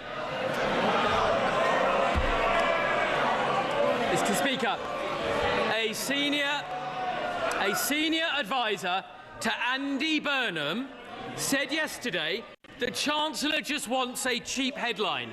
Meanwhile, our high streets are being decimated. He's right, isn't he? Deputy Prime Minister. I've got to say, Mr. Speaker, he talks about business. We know what his plan for business is. This is the man who opposed the minimum wage and said it was, quote, simply something that legislators pass to make themselves feel good. Well, let me tell him, raising the minimum wage doesn't make us feel good. It changes lives. And Labour's proud of how we're supporting small business. And on small business, creating hospitality zones to cut red tape, greater licensing freedoms, very important, and tackling late payments. All of that supporting business. That's a hard price of what small business saw before. Mr. Speaker, you don't make young people better off by putting them out of work. Mr. Speaker, his MPs are already banned from pubs. Where next? Shops, restaurants, hair salons. That may not make a difference to him or I, but for many of them, they should back our plan to scrap business rates, but they haven't got the backbone to cut welfare to pay for it. And it's not just business rates, Mr. Speaker. Under them, the cost of hiring is up. So could he tell the House how much more does it cost to hire a 21-year-old under Labour? Deputy Prime Minister. He talks about young people. The party opposite left a shameful legacy. 1 in 8 young people not earning or learning when they left office. We're investing a record amount in apprenticeships, which they had on its knees. We're creating talented excellence technical colleges for our young people, and Alan Bilbert is doing a review on young people who are currently out of work. By contrast, they would freeze the minimum wage, oppose giving young people an increase. They've got nothing to say for the next generation. Mr. Speaker, you can feel the Deputy Prime Minister's frustration. The Prime Minister's away, the Business Secretary is away, and here he is, left behind Lammy, the designated survivor, having to defend the indefensible. And it's very clear, he doesn't know the answer, Mr. Speaker. So let me tell him, the cost will be up £3,600 a year. Under Labour, businesses can't afford to hire. 1 in 6 young people can't find a job. This government is blocking people who just want to get on in life. People, Mr. Speaker, ambitious people like Andy from Manchester, having his dreams crushed by Labour. So could the Deputy Prime Minister explain why unemployment has gone up almost every month they've been in office? Check his fact. 500,000 people in work more than a year ago under us. The Shadow Business Secretary is in no position to lecture anyone about U-turns, by the way. This man was Boris Johnson's net zero business champion. Now he opposes the renewable investment, creating jobs and opportunities right. Andrew Griffiths. Mr. Speaker, the thing he didn't want to say is that every Labour government leaves office with unemployment higher than when they arrived. And there's a reason for that. They don't understand what it takes to be an employer. They don't understand business. They're strangling business with their red tape, and they're about to make things infinitely worse. So will he tell us his government's own estimate of the cost to business of the Unemployment Act? Deputy Prime Minister.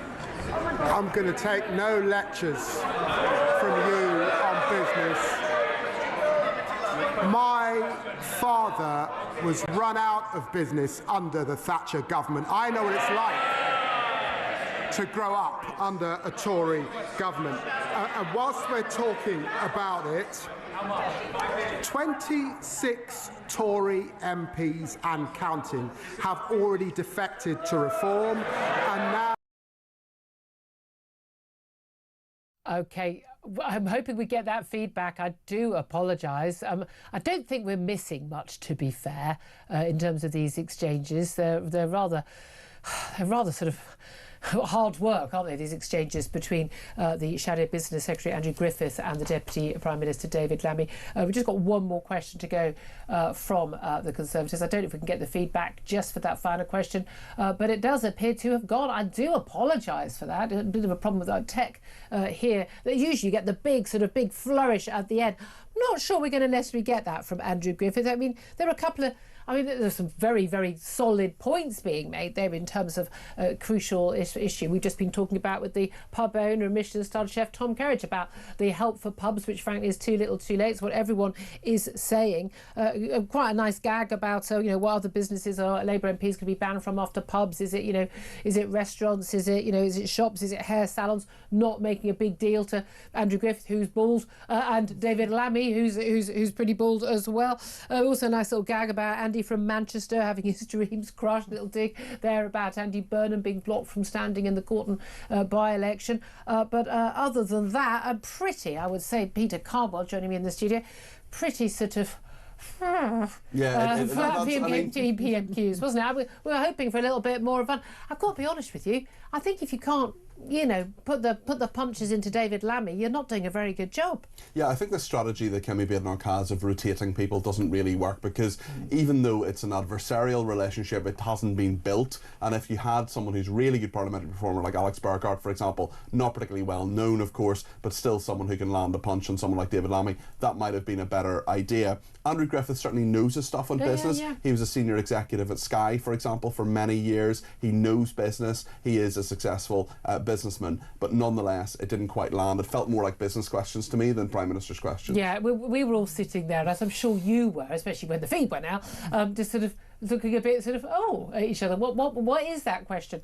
As usual, though, of course, Claire Pearce, the person answering the questions on behalf of the Prime Minister doesn't actually answer the questions. He certainly didn't know the answer to what was the cost. I thought it was a good specific question. What is the extra cost of hiring a 21-year-old as a result of the changes made by the Conservative Party? So the Labour Party, it's the Conservatives, and the cost is up £3,600 a year. That is a very stark figure, and that tells you why they're not hiring people. Exactly, and that's the one question that should have really been landed with a massive punch, and it's the great question to ask. I just think the way it was asked didn't get the kind of response that we were looking for. It all felt a little bit flat. Do we? I do worry sometimes when we discuss this, because I think we're all a little bit nerdy, the three of us, aren't we, when we discuss this? We do won't have it said. Definitely are. We like the political theatre, we like these exchanges. But I mean, it does matter for people in terms of their political careers. Doing well in Parliament will show, this person's a performer. They can do it. They can take the argument to the opposition. They can get a laugh. They can hold the audience's attention. That does matter, although of course it doesn't necessarily translate into votes. I mean, William Hague being the prime example. Yeah, and that's the problem, is that we expect our politicians to be absolutely everything. We want them to be entertaining, we want them to be down to earth, we want them to have experience in all kind of businesses. It just doesn't happen. What you do need is that connection. You need to be able to stand up and make people believe in what you say, and there are only a very few people in that place that can do it, and the majority of the new MPs stand there in the House of Commons reading from their mobile phone. When I used to be in the lobby when I was a political journalist, and I said you weren't allowed to do, you'd be told off for reading. Absolutely. People would be shouting, reading. Yes. I'm not entirely sure why necessarily a memory test is the most vital thing. I have notes in front of me when I'm interviewing a cabinet minister or a former prime minister. But you don't sit there and look down at them and read off them. And if you're in the House of Commons, this is your moment. Yeah. You should know the subject that you're speaking on. You've applied to speak in a debate, therefore you have an interest. Yeah, I mean, a lot of it is just not very good performance. Again,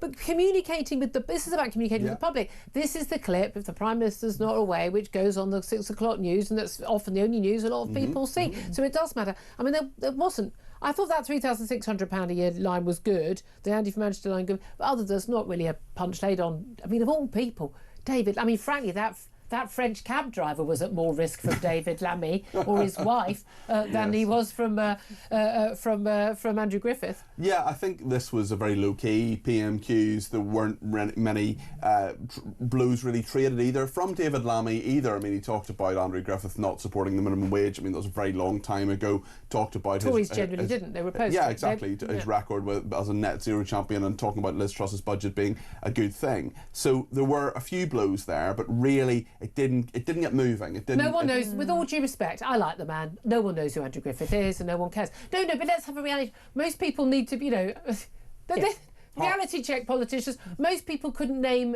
more than 2 members of the cabinet, let alone a shadow cabinet minister. And that's why it's kind of a risky strategy for Kemi Badenoch to say, when it's Deputy Prime Minister's questions, for her not to do it, that's the convention, but is there someone who's a really good performer who did very, very well at this, for example? And just she keep never them doing she it. never used Robert Jenrick, not once, in this, for example, which for reasons you can understand. Exactly. No, Kemi Badenoch was speaking this morning while we were interviewing Liz Truss on the show, and it's interesting, she's coming out fighting. She's certainly more energetic than she used to be. She finally came on the show here last week. I mean, she has been out and about. I think she's realised she needs to kind of upgrade in the last couple of months her energy levels and her being out there levels, because you're up against someone like Nigel Farage who can just, press conference after press conference. He's everywhere. He is everywhere all day. The man has energy levels. I mean, he's early 60s now. His energy levels are greater than the average, frankly, 6-year-old kid running around. Certainly, yeah.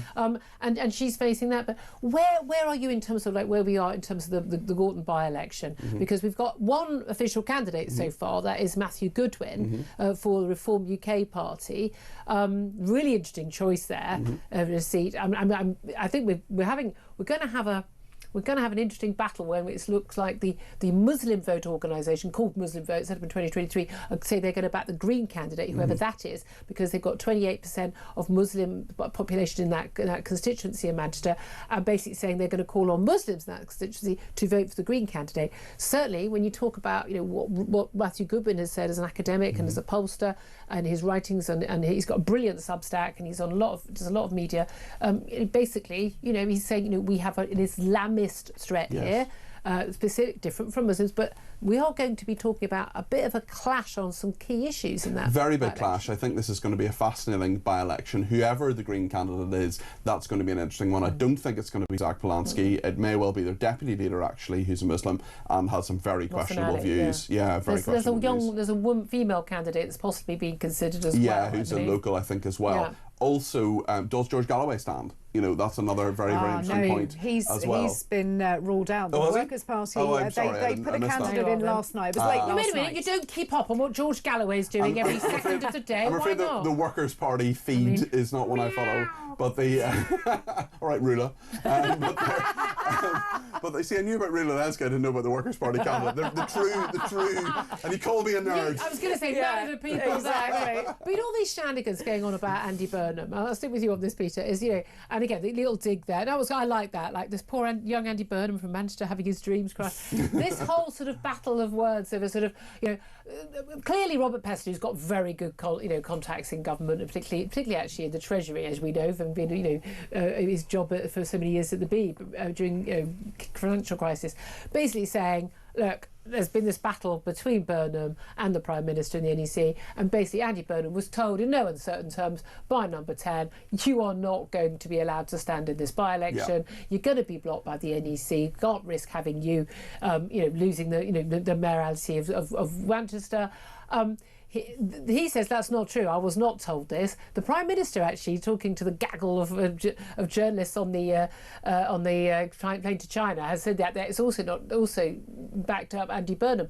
But these briefings, this battle between Andy Burnham and Number 10, does any of that matter? No, I don't think so. It's a mess, clearly, politically. What it does show is the Prime Minister is not in control of the people who are briefing on his behalf, or alternatively is, and then denies it, which is worse. I mean, both of those are very likely. Yes, exactly. Maybe they're both true at the same time. So the interesting point, I think, on this is that Andy Burnham is neutralised for a little while, but he'll come back, or indeed Angela Rayner saying, I'm not dead yet. As she said last week, she may have £1 million of fundraising behind her as well if she wants to stand. Could you get that out of the flat in... probably got a new mortgage against the flat in Brighton. When/if she gets through this inquiry. So she's banking that she will. I think the more likely one is probably Wes trading against Angela Rayner. Angela Rayner probably wins. If there's a contest, if it happens, you know, there's a lot happening. Andy Burnham will return to Parliament, I would imagine, at some stage. But this nonsense... But how? Well, maybe at the next election. But this nonsense... But he has to be selected for a seat. Yeah, well, it's true. But he could, in theory, I mean, there is an argument. The argument is that you said you were going to serve 4 years, and it's the only argument that should have been given by the Prime Minister of the NEC, and it's a perfectly legitimate argument. You said categorically you would serve a 4-year term. You weren't just going to go, carpet bag to get yourself a. Well, I love this nonsense as well as I want to support Keir Starmer. I mean, it's just such total nonsense. It's a lie. Also, they would lose probably the mayoralty of Greater Manchester. So there's a lot of risk for Labour in all of this. I see where Keir Starmer's coming from, but the problem is he's acted in a weak way because he is weak. Yeah, absolutely. Claire Pearsall? Yeah, I mean, I just echo what you've just said there. He is incredibly weak. He's handled this so badly and has actually just given more power to Andy Burnham. Made him the martyr. Yeah, absolutely made him the martyr. But the one person that comes out of this better than anyone else is Wes Streeting. Because he answered questions on the whole thing by saying this is a matter, this is a party matter, it's not for a cabinet minister. I'm here to talk about the health service. He's dealt with this also, so when well. He's been accused of being up to things, and he just, when he's gone on telly and he's just absolutely killed it. He's done really, with humour. But he's considered too much on the right, too soft, Blair, for the party membership to vote for him. But also he has to consider all of the rest of the people on the NEC, some of which are his mates, and the rest of the MPs who he will rely upon, who will then help with looking at the party membership. I mean, I don't think it's out of the water for him yet. No. The interesting thing I found about Wes Streeting is, despite running the health service, despite all the big things that he's got to deal with, he somehow found time to write every Labour MP a Christmas card. Oh, funny that's that, isn't nice it? of him. Just kind. Doesn't take that much time, to be fair. 404 Christmas cards. Gordon Brown always found time. Do you know what he used to do when he was Chancellor? He used to write personal letters to every single Labour MP who backbench you, and it took a long time, obviously, with that massive big majority, 179 back in Blair's day, the first election. He would write every single one when they used to do their maiden speeches, and often they'd be like at 11 o'clock at night when they'd finally getting up and down. And Gordon Brown would write them a note the next day. Obviously, someone would tell them what had happened, and basically would say, I don't think it was televised at the time. The excellent point you made there, really good speech. Every single person got that personal. Yeah, he also wrote to the people who got voted out of the X Factor. Do you remember that? He wrote them a personal letter. He would ring them. Really? Do you know what he also did? I was political editor. I had my daughter, and I've got a personal letter from the Chancellor, and from I also got a blanket for her. That's lovely. Yeah, we used it for the guinea pigs. She did use it for my daughter as well. Beautiful blanket. Still got it. Absolutely beautiful. Brilliant. I'm just, I don't think the political editors were all very different times. They were all men then, so it was quite unusual for one of us to have a baby. Of course, under Labour policy now, men can have babies, so that's fine. But there we are. Let me ask you just on more important things. Prime Minister's in China, getting a terrible deal, if anything at all, from the Chinese. Meanwhile, with that front page of the Telegraph, really damning. A lot of people getting on the phone lines about him being involved. Pro bono. So I'm sorry, you do get to choose the work you do for free. Totally. Along with Lord Hermer. That name keeps coming up. He's there. Anything going wrong, he's involved. His big mate, fellow human rights lawyer, now Attorney General, the guy who handed over the Chagos signs, you name it, he's involved in it. But he's basically was, involved in this massive court case for encouraging the MOD, Ministry of Defence, to reopen a whole load of cases where veterans, one guy, he'd been found innocent twice, case reopened. And we've seen what's happening with the bill involving the Troubles in Northern Ireland as well. And I know you talked lots about that. Obviously, from Northern Ireland, you understand that so much better than I would. But, this is really damaging stuff. Talking about possibly sending troops to Ukraine. Phil Shiner was involved. Phil Shiner, absolutely disgraced solicitor, absolute ambulance chaser. This is highly embarrassing. This is something he chose to do, and this is a pursuing of these people who had been cleared on a couple of occasions. It is a witch hunt. We're not talking about people who have been subsequently found to committed war crimes. We're talking about people who find innocent again and again. And as you say, Hermer's name keeps coming up. It is my strongly held personal belief he is the most dangerous man in government. Yeah, absolutely. he's going to have to go at some point. He really is. I don't see the backbenchers putting up with him much longer. But there we are. Great to have you in the studio, Peter Godwin. Tell me what show you're doing today. Not today, but I'm back on. I'm identifying as Julia Hartley-Brewer on Friday from 10 until 1. Oh, fantastic! Yes. Wonderful. Well, I'll choose your outfit for you. Excellent. That'll be fun. Peter, come on back then. Thank you, I really appreciate that. Claire Pixel staying with me. Up next, going to take a quick break. Then we're going to actually be talking to a former British Army Colonel and an Iraq veteran, Simon Diggins, about all of that. We'll get some more of your calls as well and talk about why Spain thinks it's a really good idea to give 500,000 people who've arrived illegally in the country the right to stay and to be legalised. That's a great idea, isn't it? Should we do it here? Please don't answer that question. This is Talk.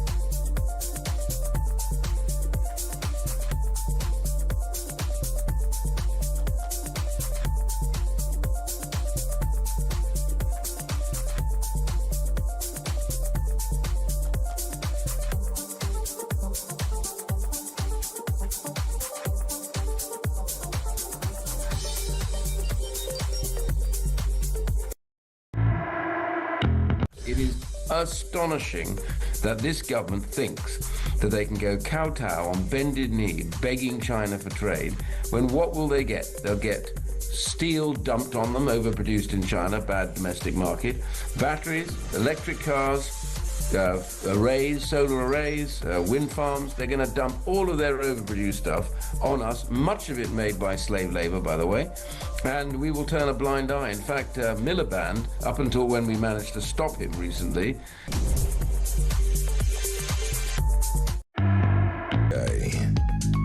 on DAB+, on YouTube, on your mobile, and on your side. This is Talk. Good afternoon, welcome back to the show. We're going to squeeze in some of your calls in the next half hour. Also going to be talking to the Iraqi veteran, British veteran, Colonel Simon Diggins, about Keir Starmer's work to basically, take on veterans accused again and again and again of war crimes, even though they keep being found innocent. First up, I just want to let you know, in terms of war, the president who says he wants to end wars, Donald Trump has just issued a statement on Truth Social. It's one of those ones that end with "Thank you for your attention to this matter." We have to take those ones seriously. A massive armada, he says, is heading to Iran. It is moving quickly with great power, enthusiasm and purpose. It's a larger fleet headed by the great aircraft carrier Abraham Lincoln than that sent to Venezuela. Like with Venezuela, he says, it is ready, willing and able to rapidly fulfill its mission with speed and violence if necessary. Hopefully, Donald Trump writes, Iran will quickly come to the table and negotiate a fair and equitable deal. No nuclear weapons, one that is good for all parties. Time is running out. It is truly of the essence. As I told Iran once before, make a deal. They didn't. And there was Operation Midnight Hammer, a major destruction of Iran. The next attack will be far worse. Don't make that happen again. Quite an extraordinary message. We know about that fleet heading to Iran. Again, the president had offered help people of Iran protesting on the streets, saying, "Go out onto the streets. We will stop the Iranian leadership from killing people." We know we're looking at a minimum. A bare minimum of 30,000, mainly young people, being shot dead by the authorities. People being executed, many imprisoned, many more injured. That death toll likely, in realism, far, far higher. Let's talk to Simon Diggins now. He's a former British Army colonel and Iraq veteran.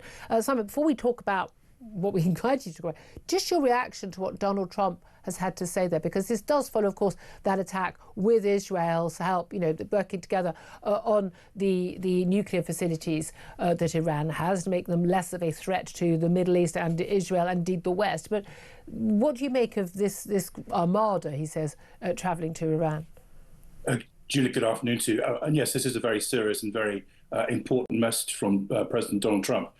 You recall when at the height of the protest that we were aware of, I think it may still be ongoing, he made a very clear, if you like, warning to the Iranian regime that he would not put up with it, but nothing really happened. Yeah. I think at the time the difficulty was they didn't have the forces in place, either to defend US interests in the region, particularly the friends who have bases in the region, so those in Qatar, in Saudi Arabia, and indeed in Bahrain, all of which are vulnerable to Iranian missiles, and then also the forces to strike back. The one thing that Iran's still got is some 3,000 plus ballistic missiles. Now, they're not all very long-range missiles, but many of them could hit sensitive targets in the Gulf region. So I think what this force is going to give him is the ability to defend and then also to conduct the offensive operations, which he didn't have last time when he made those statements. But then he shouldn't have said, go out on the streets because we're going to stop it, because he basically said, clear message to the mullahs, if they start shooting people, if they start killing people, we will be there to help. And people went on the streets thinking he was there to help. We had a few, early days, a few hundred. We know it's in the tens and tens of thousands, and people are still being rounded up. People are being rounded up from hospitals and executed. We've got very, very strong, evidence for that now, and they're not getting any help.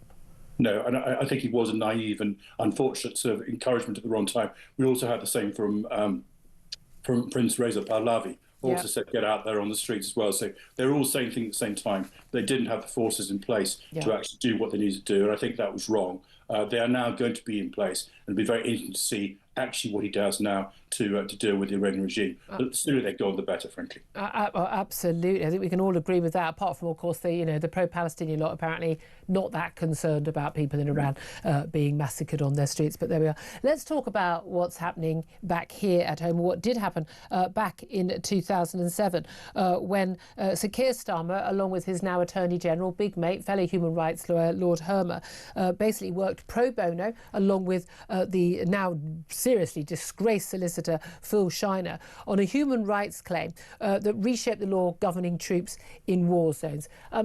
Tell us a little bit, I know you'll understand this far better than I will, tell us a little bit about what this cold case involved and what it has unleashed in terms of the hounding of British veterans who served in Iraq and elsewhere.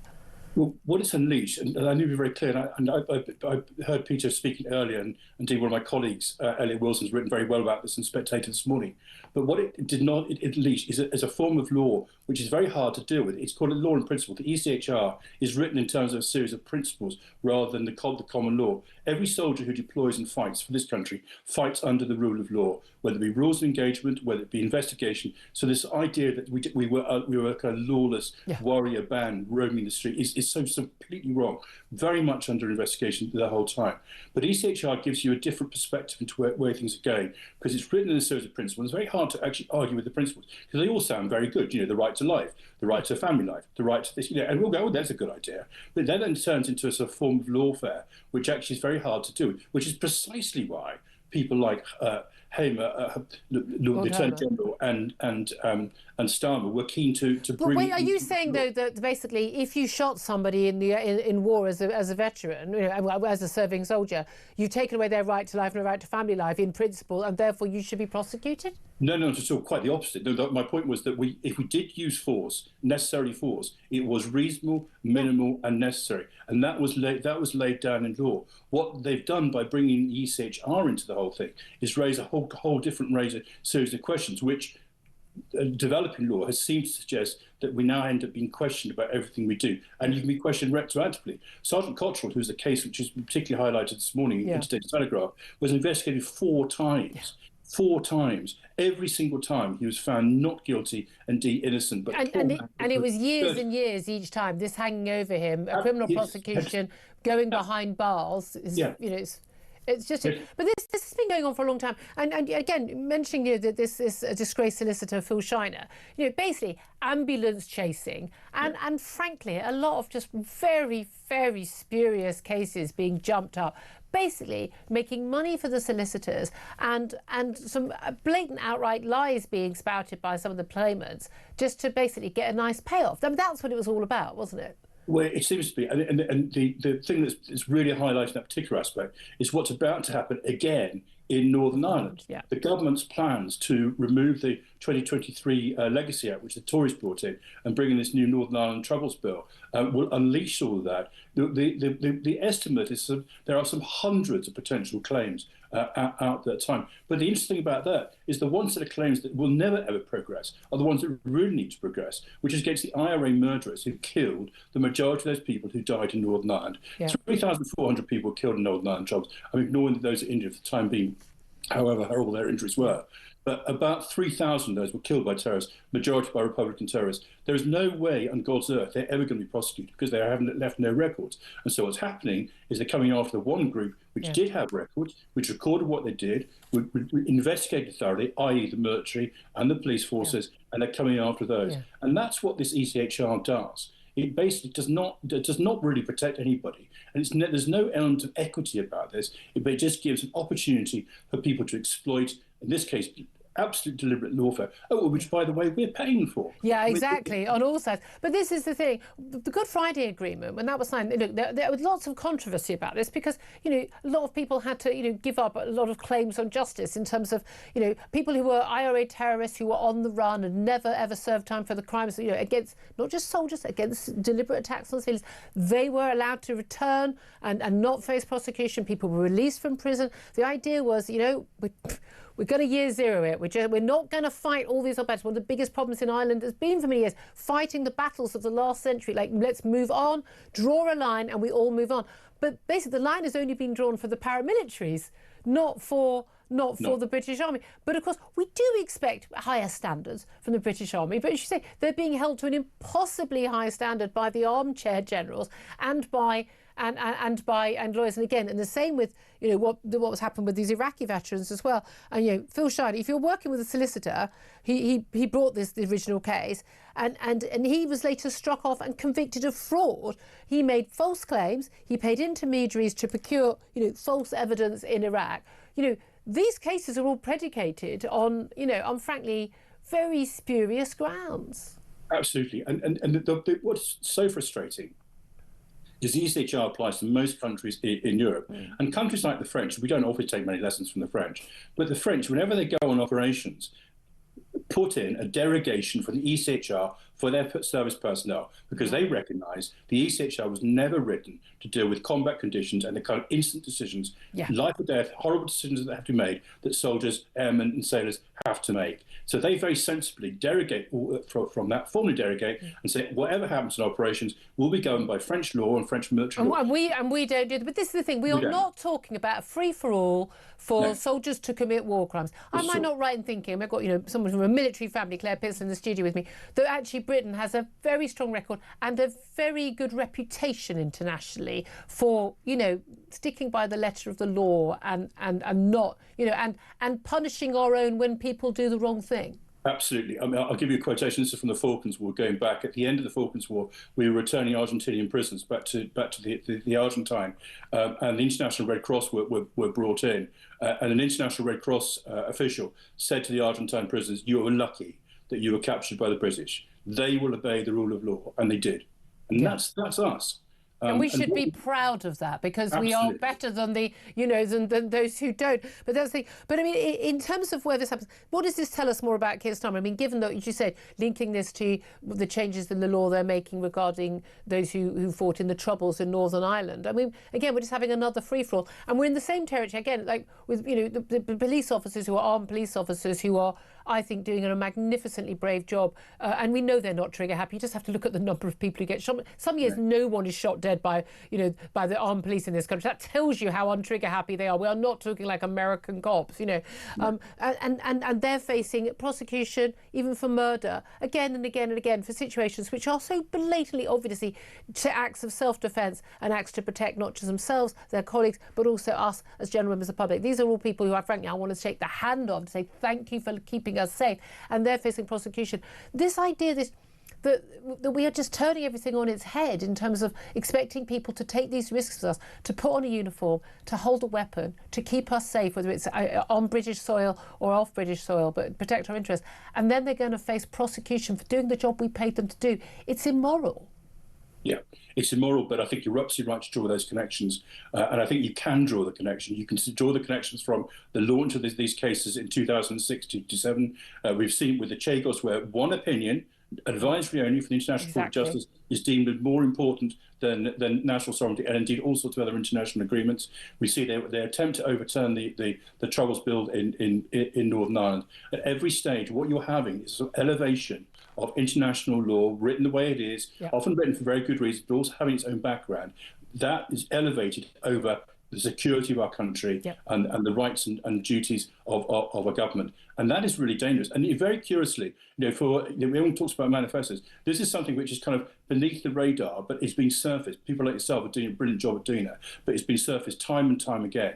And it's looking to make fundamental change in who we are and how we operate. But they're not changes that have any kind of democratic mandate, and frankly, they need to be got rid of. We need to get rid of the ECHR. I never used to say that. I always thought you could make an adaptation. If we can't adapt to it, with you all the way. get rid of it. Simon Diggins, really good to talk to you. Thank you so much. Former British Army Colonel and Iraq veteran. As I say, Claire Pesel's still with me. You're from a military family. Again, this is something people are feeling very, very strongly, because this is about, their comrades in arms. Absolutely. And when you join up, that's what you do. You join a family, you serve your country, and you look after the interests of that country, and you look after your fellow colleagues in whichever armed forces branch that you're in.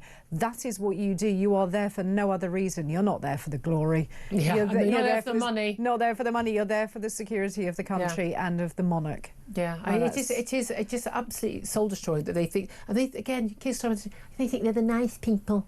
They think they're the nice people because it's human right. That's what they think, and that's the terrifying thing. I want to take them to a cadet group and say, look at young cadets, look at what they can do, and how inadequate are you sitting there in your Islington dinner party when those kids out there are going on to be our next fighters. I'm in awe of people in uniforms who go out and do that stuff on our behalf and protect us. And everyone should be. We should be certainly treating our veterans, and our serving soldiers the way they get in America. Okay, they're not actually getting that much help after they leave in America. They're trying to change that, but in terms of you're a serving soldier, you don't pay for your drink. Someone else is going to pay for your drink. Yeah. We should have a bit more of that attitude in this country. We really should. 12:44 is the time. We're going to take some of your calls up next. We're also going to be talking about Spain giving 500,000 illegal migrants legal status. What could possibly go wrong? This is Talk.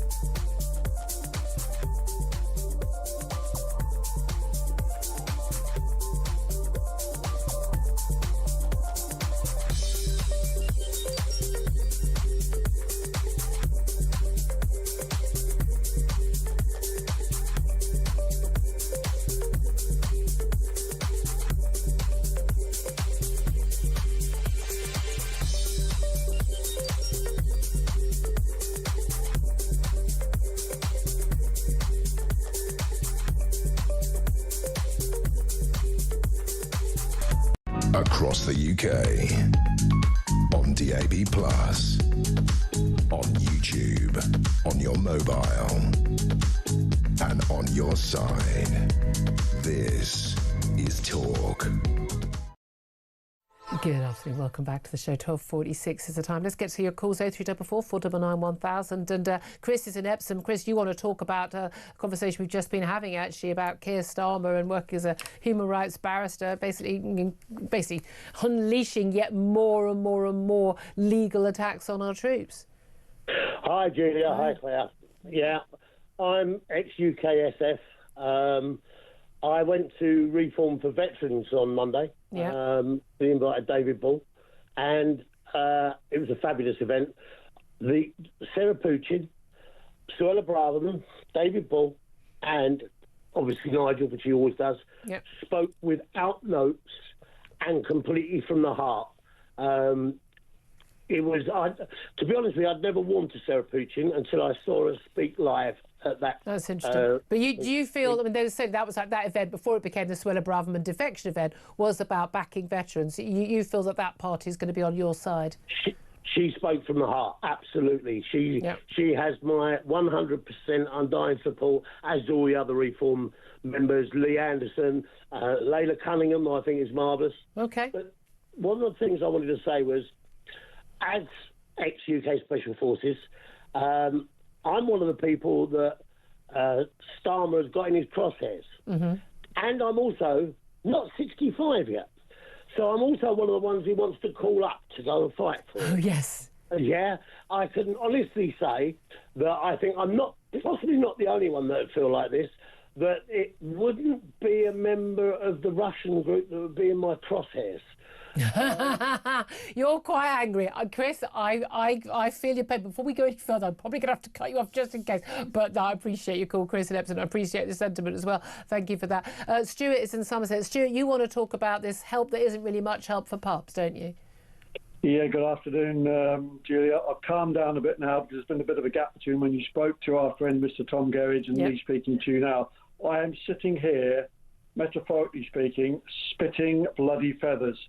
Tom Kerridge signed an open letter outlining his outright support for the Labour Party in 2024. He's come on your show today and openly criticised what the Labour Party have done in terms of basically taxing small and medium-sized businesses out of existence. I'm sorry, Tom, no dice. Okay, well, hold on a minute, though. In his defence, you could argue, well, yeah, he's endorsed the party. He thought they were going to do something different. They've done something which people didn't predict in various budgets. And now he's calling them out and saying they're doing the wrong thing. I mean, I'm all in favour of people judging political parties by what they do and what they say, rather than just what colour rosette they've got. I totally agree. But Tom Kerridge is a very bright, very articulate and very well-informed man. What did he honestly think he was going to get when he openly supported the Labour Party and voted for them? He should have expected this.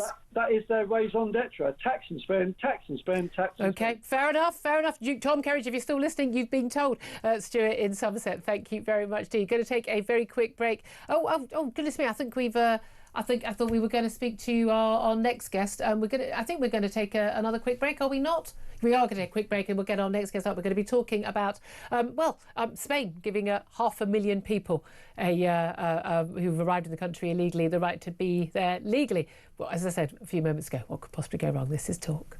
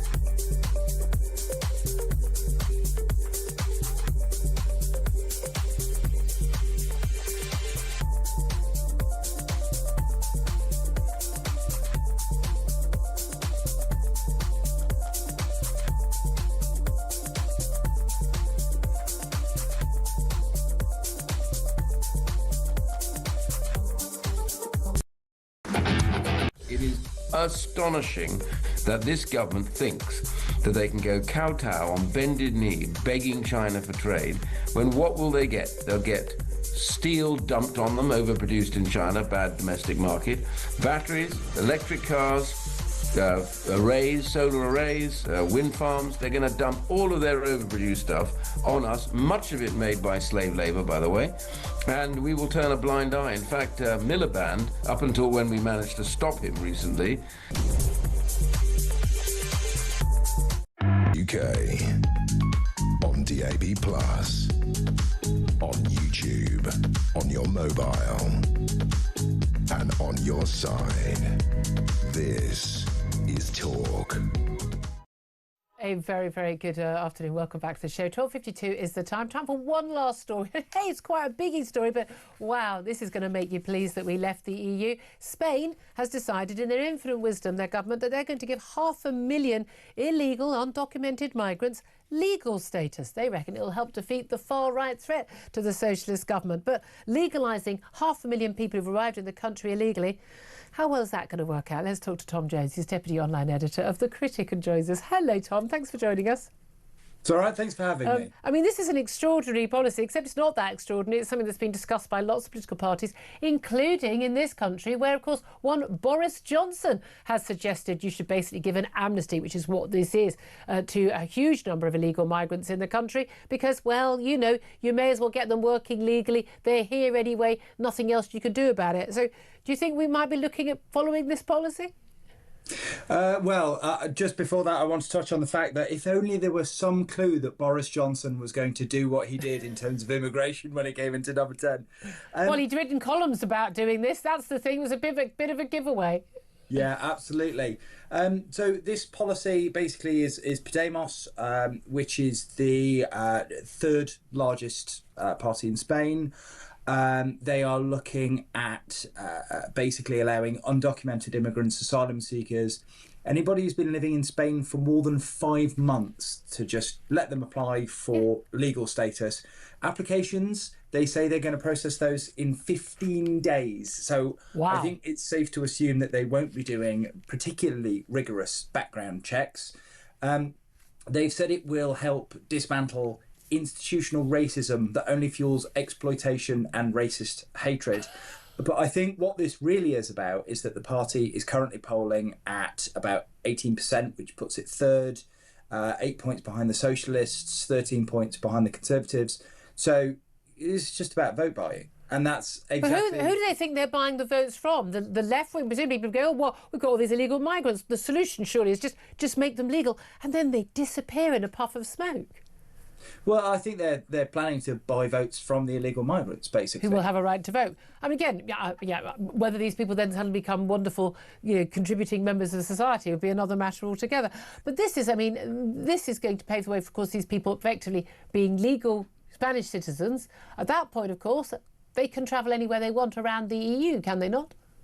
Yes, absolutely, absolutely. And this is a huge...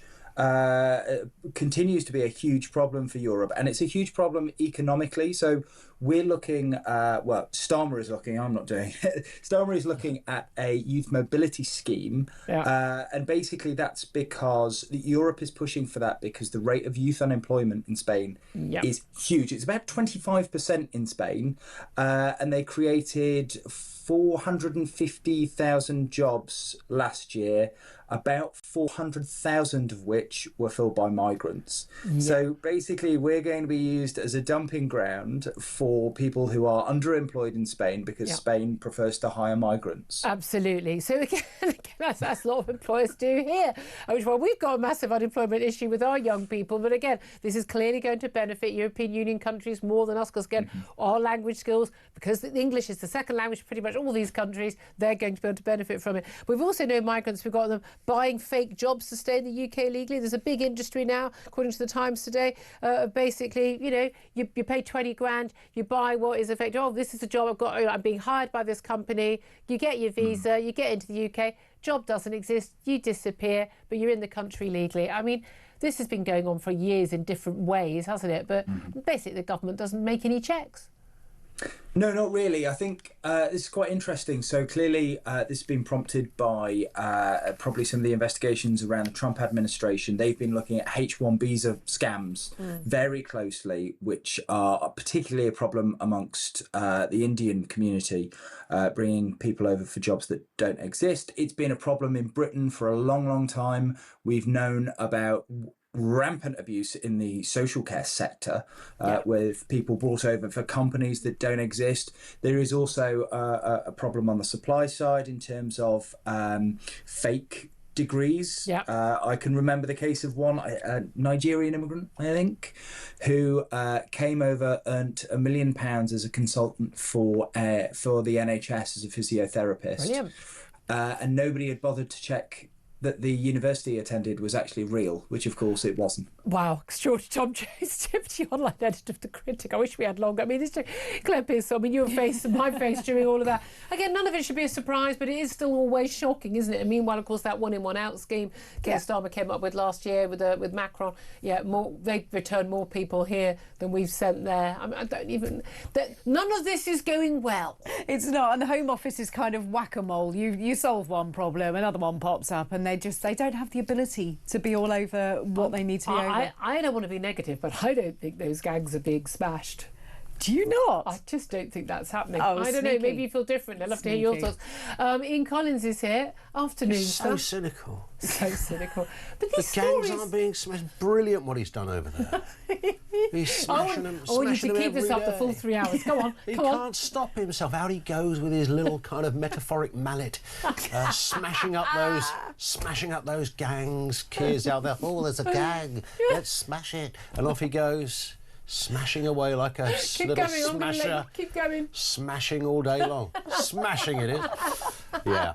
No, it hasn't worked. It was a rubbish thing to start with. It was almost up there with Stop the Boats, wasn't it? But, I was going to say, are you going to be talking about for your full 3 hours on air about the fact there's now the first female... sorry, I'm bored myself there. First female Archbishop of Canterbury. Because looking at all the TV screens in the studio, they're obsessed. Can I correct you? It's a bishopette.